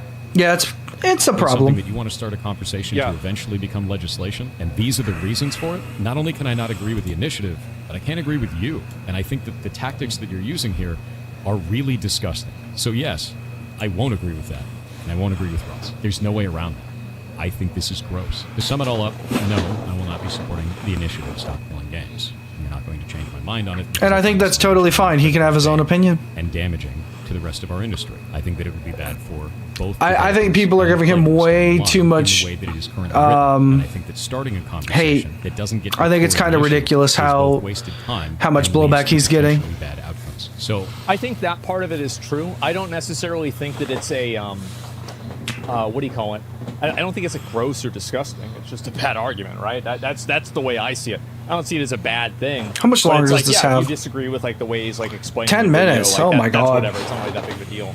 But to me, like what I care about the most is that He's gonna have to be if a clamming game people in comes chat, out right? And it's live service, and they end the live service, and you can't play the game anymore. Somebody else should be able to make the game and put it out there, and people should be able to access it, if for no other reason than for the purpose of art preservation. Thor has more integrity than all these Everything chatters combined. else, I'd probably agree with I that. don't really care about that much. I don't really give a shit that much about it. That's the only thing that I really care about. if we want to talk about this, let's talk about the actual bad business practices. In Right. the case that a studio is making a live service game and they sell it to you as a product, they say that you are purchasing the game or you are buying the game, when in reality you're actually purchasing or buying a license to that game. I think that we should be fighting about that. That needs to go away. A player should be well informed at the point of purchase that they are purchasing a license, not buying the game. Agreed. And the reason that we have those licenses in the case of client-server interactions that we had before, we're talking about client-server games, is so that they can ban you when you cheat at them. They revoke your license. That's why they revoke your license. Yeah. To protect the gameplay of every other player that you're impacting when you cheat at these games. That needs to exist, but it needs to be better informed to the player at time of purchase. So I agree on that. This doesn't bring it up. It just attacks all video games that have online-only components and says that they need to keep being able to be played indefinitely. That doesn't make any sense to me. Aside from that, a lot of people really like live service games as they exist now. So Yeah, trying there's to a lot of kill good off all ones. live service games, as some people have said online, doesn't make any sense either. Live service games are a great way to get away from the real world. They are about social interaction between players. Some people get married. Some people met their spouse in them and then got married. I think So- this is, again, a very good argument of why it's important that people can keep making the games and putting them out there after they Right. get shut down. That's my whole point. Absolutely. Yes. That's the reason why. really cool thing for a Yeah. point in time in which you're having that social experience. And to destroy that just because you don't like them is very weird. I don't think that makes a lot of sense to me. I also don't think it makes sense the way that Ross is posing this is why it's going to pass. I think that's incredible. He's right about Ross's argumentation for why it can pass is bad. I think it's a bad argument too. Incredibly inflammatory and could lead to a lot of damage to both what he's trying to stop and to games as a whole. To say that the government just doesn't care and this is an easy win and we're going to get it through is disingenuous. You're talking about a multi-billion-dollar global industry. To think that the government isn't going to be meticulously looking through this and looking for flaws and holes is absurd. So I think that it's not really that crazy to say the government hasn't really kept up with technology very well. Like, you can look at the way Oh, AI yeah, is for sure. approached or social media. Like, I feel like the government doesn't... It's not that they don't even really care. It's that I don't think that they It evolves possess, too like, quickly. the tech-savvy people that work there at high positions to make decisions that are thoughtful. YouTube was like the hot new thing, and then like Facebook and Instagram. Yeah. There's so much It could be social different media to and you. all sorts of other stuff coming out. Like, it's crazy to how figure out how to regulate that. Agree with this, both as a dev and a player. I see the danger in The government's like super reactionary at this point. If we want to fight for better conditions for players, then fight the actual problem. Don't make new ones. Yeah, I think that really what needs to happen is that if you make a game, you put the game out, you stop making the game, people should be able to put the game out there for free. That's what I think. That's my perspective. Yeah. I'll go ahead and I'll link you guys the video. I think Thor brings up some pretty good points with this as well. I agree. I don't necessarily think that he's wrong on a lot of the things that he brings up. I think that also the reason why, like, this is one thing that I've done this myself a lot. There's the video right there. I do this a lot myself where, like, I talk in a lot of extremes. And I think that he kind of did that with, like, saying that it was disgusting or, like, gross, which is, like, really not that much of an appropriate word, in my opinion, to describe, like, a petition for, like, keeping video games live or something like that, right? And so I think that rubbed people the wrong way, and that's why people had, like, a negative opinion on it. But I think that a lot of the things that he was actually trying to say, some of them made sense. But I also read comments if you want to read it. Yeah, sure. You discard your attempt to profit at something, let other people keep it alive. Exactly. What about for people that didn't purchase the game initially? Should they have access to a discontinued game? Yeah. Yes, they should, because there's never a, there's not a loss of profit. Yeah, for sure. How much longer does this have? Absolutely. I think in general, like, the amount of control that people can exercise with intellectual property, and companies can exercise with intellectual property, is not in the best interest of a consumer. Like, you have to keep in mind that a lot of these laws are written in the benefit of these companies, primarily, right? These are the companies that are lobbying. Like, I don't know how it is in the EU. It's probably a little bit different, right? But Oh, like, it's in definitely general, different. Yeah, if you buy Super Smash Bros. Melee, Nintendo should not be able to shut you down for making a tournament about it. That's ridiculous. Absolutely fucking not. You bought the game. You paid for the fucking game. You should be able to do what you want with the game. Yeah. That's the way I see it. It's the same. Yeah, I just don't know that. So yeah. Is the idea of the companies to get to give players tools to their own servers when the company wants to kill their own servers? Yeah, I think that's it. And also, like, I think this is a good thing. Like, it would be a good thing if the companies had to actually give the people that are buying the game the ability to continue playing the game after they make the game. And if will this take more developer time? It absolutely Yeah, for sure it will. But I think when a developer It would take a lot more cost too. then isn't that justified? I don't know. It's not like just as a developer, like they just get to take your money and tell you anything you want just because it's in the terms of service. That's not really fair. I mean, if that was true, then you wouldn't have any reason for consumer protections because you could just sign all those away with a TOS. But And do can't whatever you that want, yeah. Because consumer protections matter more than a TOS, or matter more than like how long it takes to do or not do something. Thor's explaining one of the situations. You're not buying the game, you're buying a license to the game. So it will never happen. No, I understand that you're not buying the game, you're buying a license to the game. And that needs to be communicated better to the consumer. I don't think you should be able to do that. Yeah, I agree. Very simple. But how do you get to that point? That all software now is not owned. I don't think this is in the benefit of the consumer. It's never going to be in the benefit of the consumer. That you don't have autonomy over the software that you pay your real money for. There's no, like, why is this It sucks, the case but that's where the they way can it just goes. arbitrarily take this away from you. Now, with Thor's example of accessing the server, I think that they should easily be able to prevent you from accessing the server if you're cheating. Yeah. Like, everybody would agree with that. But this is a different topic. Cheating would be allowed then? No, you just would be banned from the official servers. Yeah. It's simple. What do you mean? No, of course you couldn't cheat. Absolutely not. No. Yeah, that's the same thing.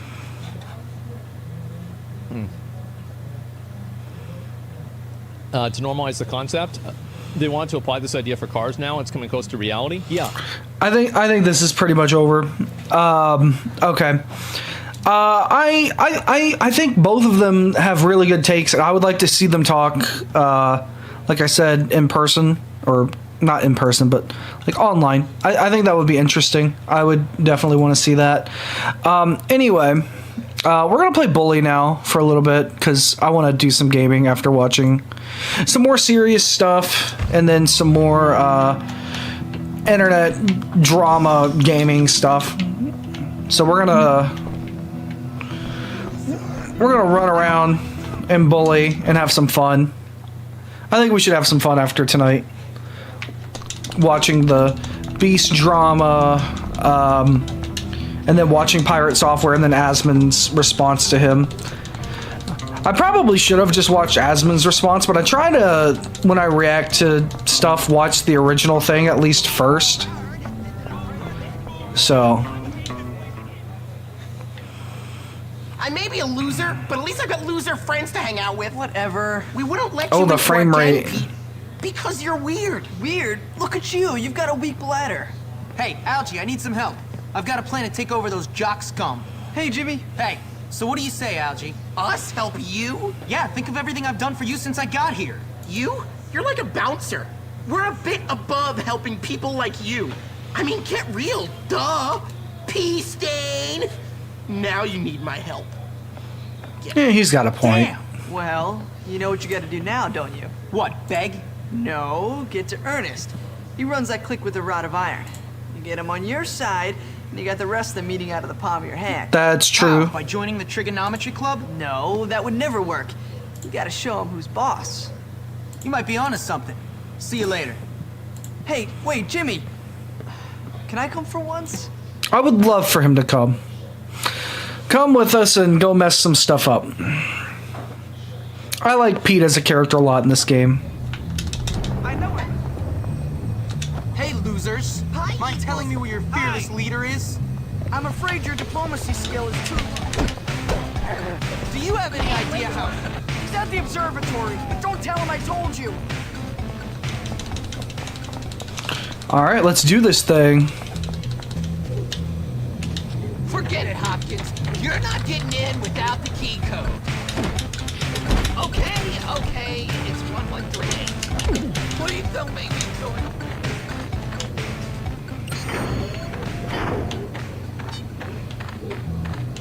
Okay, before I do this, let's actually, Come on, try and mess with me. there's gotta be somebody I can...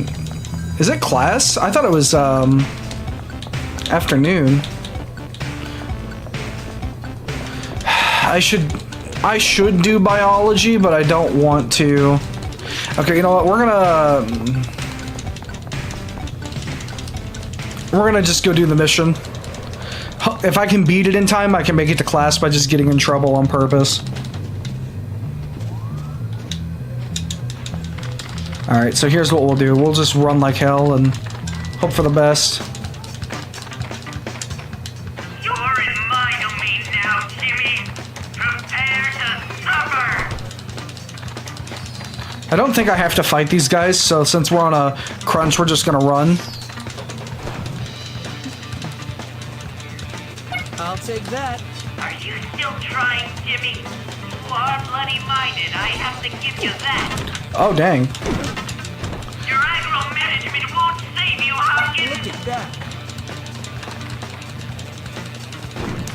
It's actually very easy to die on this mission because they are using some of the best weapons in the game. Like the bottle rockets, the So far, James. stuff like that. Only Like the beginning. Spud Cannon, here we go. Before he damages the Transformer.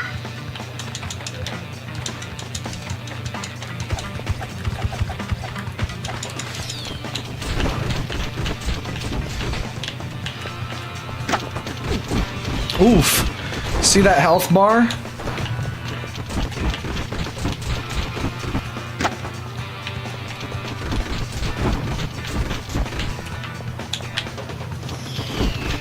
I'm gonna get knocked out.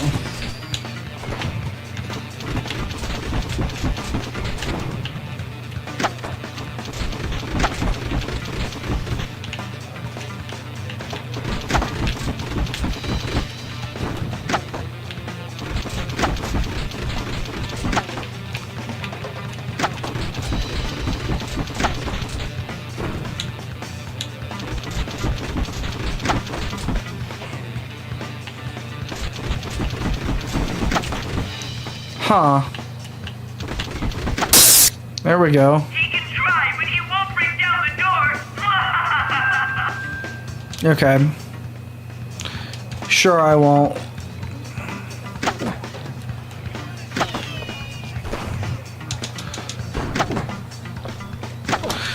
I need those. Thanks.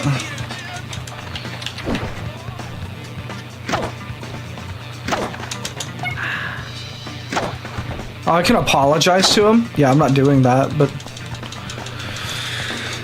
Alright. Time to fight.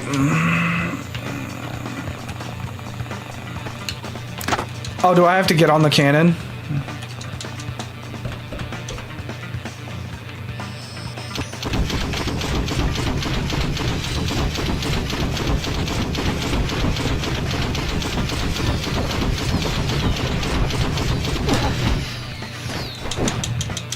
Okay. We'll come back to this. We should just run to class. Where was I?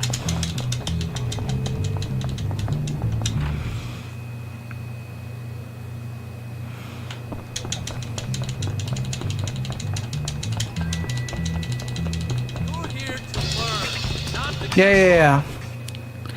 We're here. We made it to class. It's fine. Remember, class, the specimens are not edible, no matter how delicious they look. Ew. What's this last one going to be? A cat? Oh, it's a pig. Okay.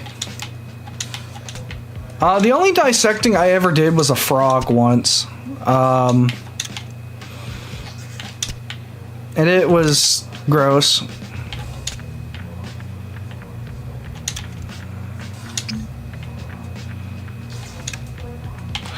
I do remember in like middle school we dug through owl pellets to determine what the owl ate.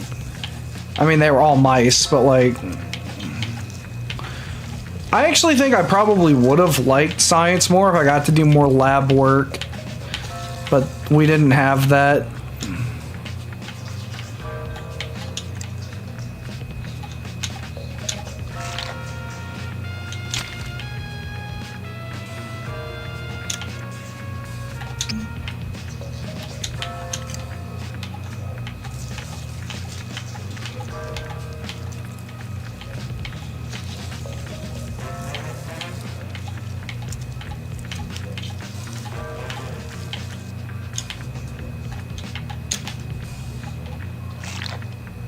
Oh, I think I'm gonna be sick.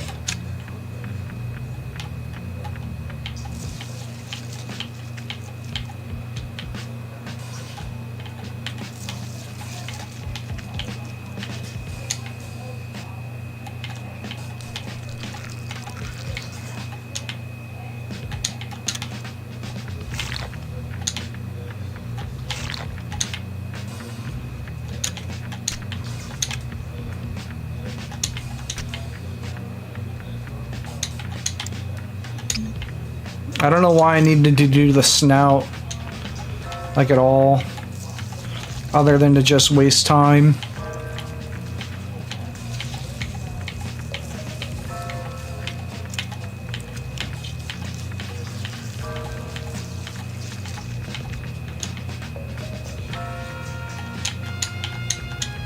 Give me that. I wasted some time there.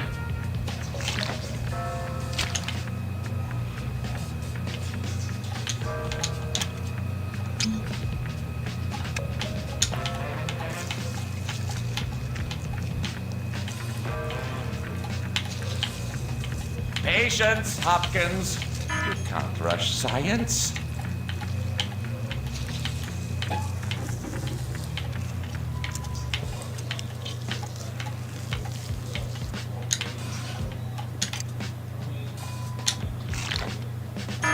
Wow, that's disgusting.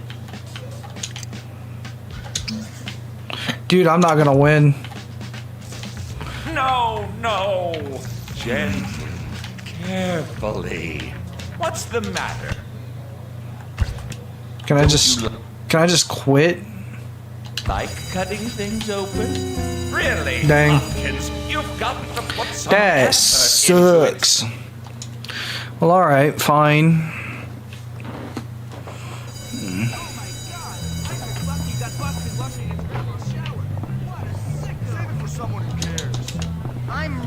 You know, you smell really nice. I like receiving presents. I thought you might like these. It would make me feel less insecure. This'll make all the nerds really mad. Thank you. That's very nice. You're welcome. I've been thinking about human sexuality.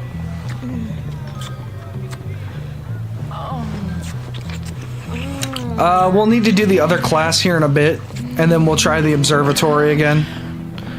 So right now, we'll just chill. Easier. You know, despite all the jerks in this place, I really love this school.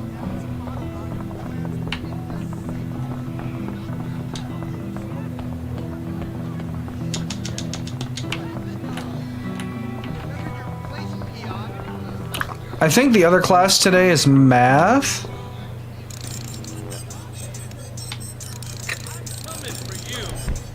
Uh-oh.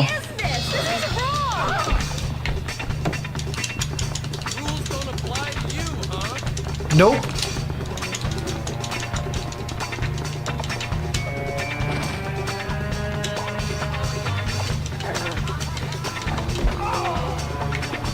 It was just too much school spirit. You wouldn't be so I'm gonna do it again.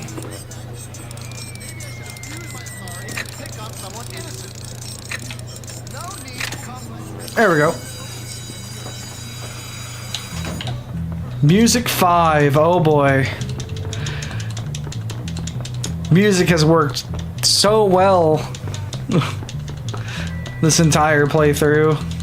I need more growth hormone. I bet you do. Alright, here we go. I'm gonna hate this, aren't I? I hope you're all taking this class seriously. Music should be an amazing outlet for personal expression, not just an opportunity to bang on things. Then maybe let me play something other than the drum. Oh, okay, yeah. The xylophone.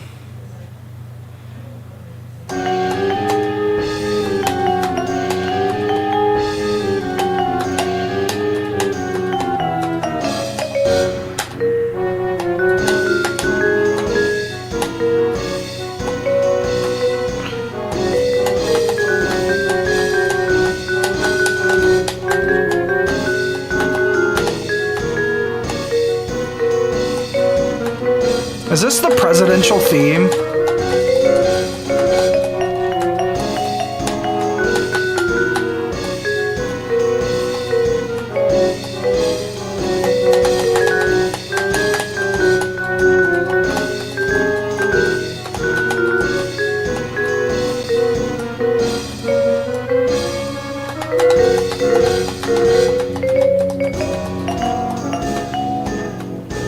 Uh-oh.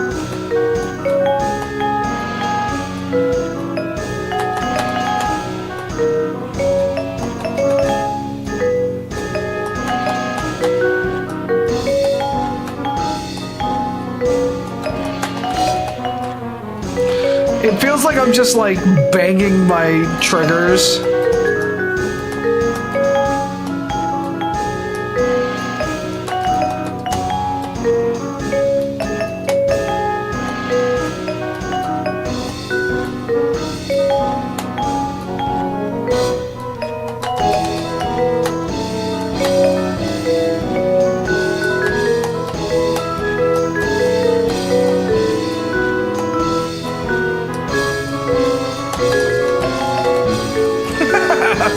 It sounded so bad. That's an unpleasant little sound.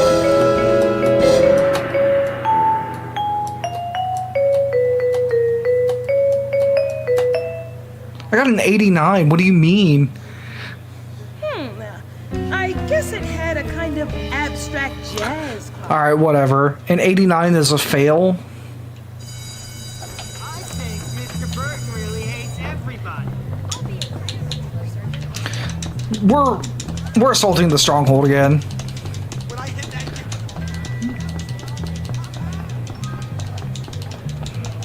We're gonna show them what's up.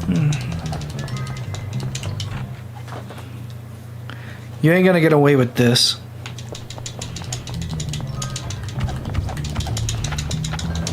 This time I'm gonna have to just be a barbarian and just fight everybody because I was getting attacked from all sides because I was trying to be nice because the nerds get enough I crap. may be a loser, But at least I've got loser friends to hang out with. Whatever. nah. It's time to fight. You want some of me? You just unleashed me. He's at the observatory, but don't tell him I told you. All right.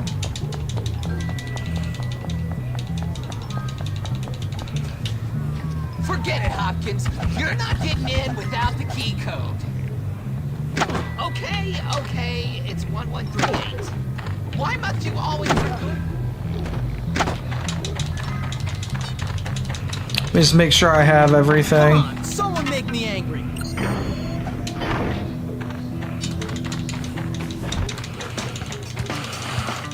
Maybe I should just... My domain now, Jimmy. Prepare to suffer.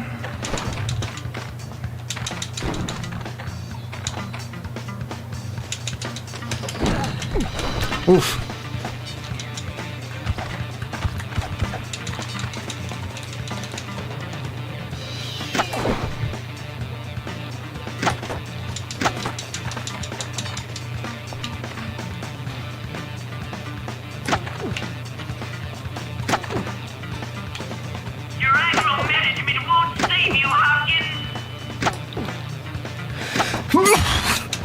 This is why we went to gym. Our accuracy matters.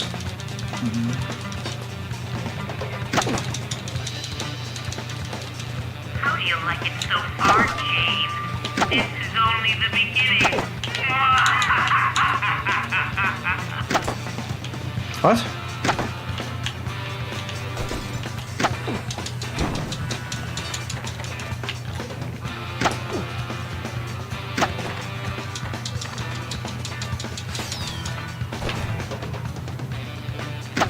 There we go.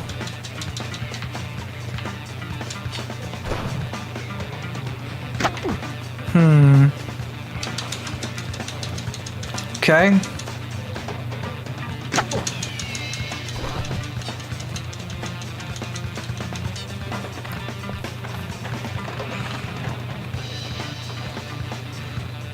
Are you still trying, Jimmy? You are bloody-minded, I have to give you that. Get him before he damages the transformer!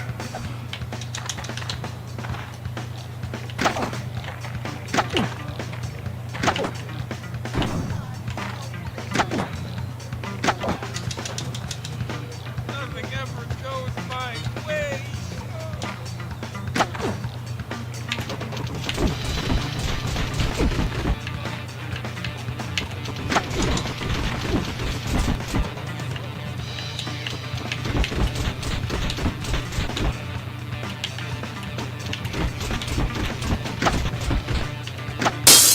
There we go. He can try, but he won't break down the door. Oh, we will. Don't you worry about that.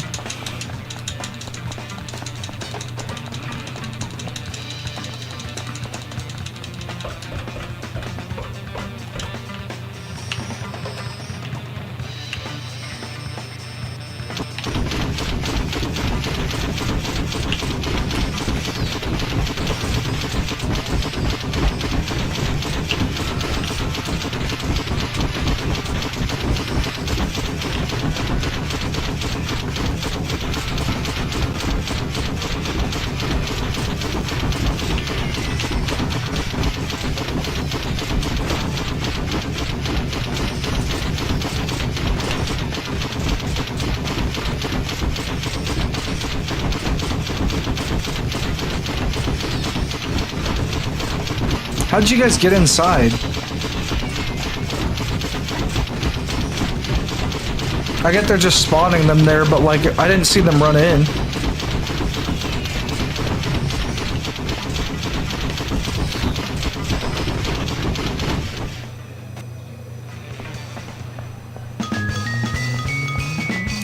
Minus 100. Dang. Biggest loss of respect in the entire game. It's fine though. Ernest, what are you doing? Give it up, dork. You work for me now. You're pathetic. You've defeated my weakest compadres. You've just met your match. I want us to be friends. I need your help. I've had friends like you. The kind who treat you like dog muck on their shoes. No thanks, bud. Come on. It's my brains against your brawn. Welcome to hell, Jimmy Hopkins. Yeah, okay.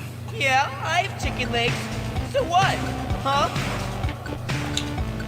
Your brawn is no match for my superior technology!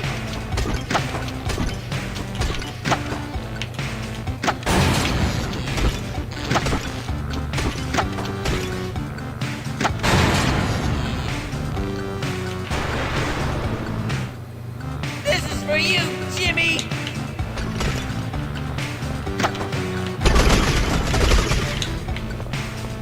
Got a present for you!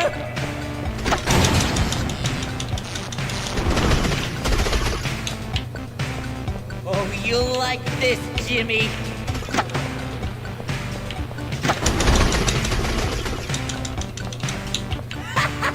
You like this? Alright, we gotta move.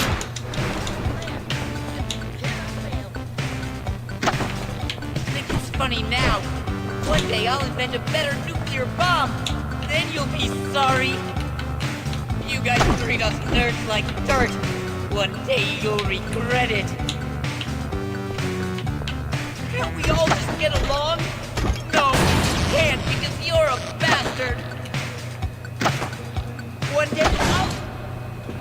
Alright. He's done.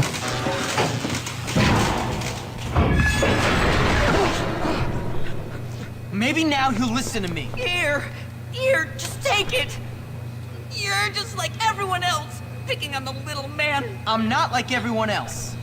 Honestly. Now listen, we both want the same thing, to teach those jocks a lesson. From now on, we're buddies. You have a funny way of showing friendship. We're I mean, friends. you attacked Work us. together. But it's fine.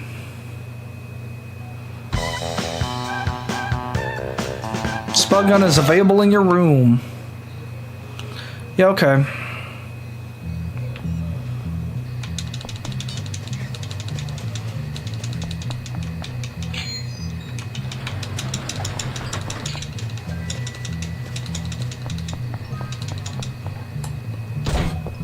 I'm gonna bust your gun up and watch you go down. 4 shots. Okay. I think he's like the toughest character in the game. One of them. Him and the big Russian jock are the 2 toughest, I think. But we're probably gonna raid out. I think Hoser is still on. Or no, Hoser raided out. Okay, well then we'll just, I tell you what, we're just gonna raid out to whoever this is that Hoser raided. That sounds fun. They'll probably be like, who are you? And I'll be like, oh, I was gonna raid Hoser, so.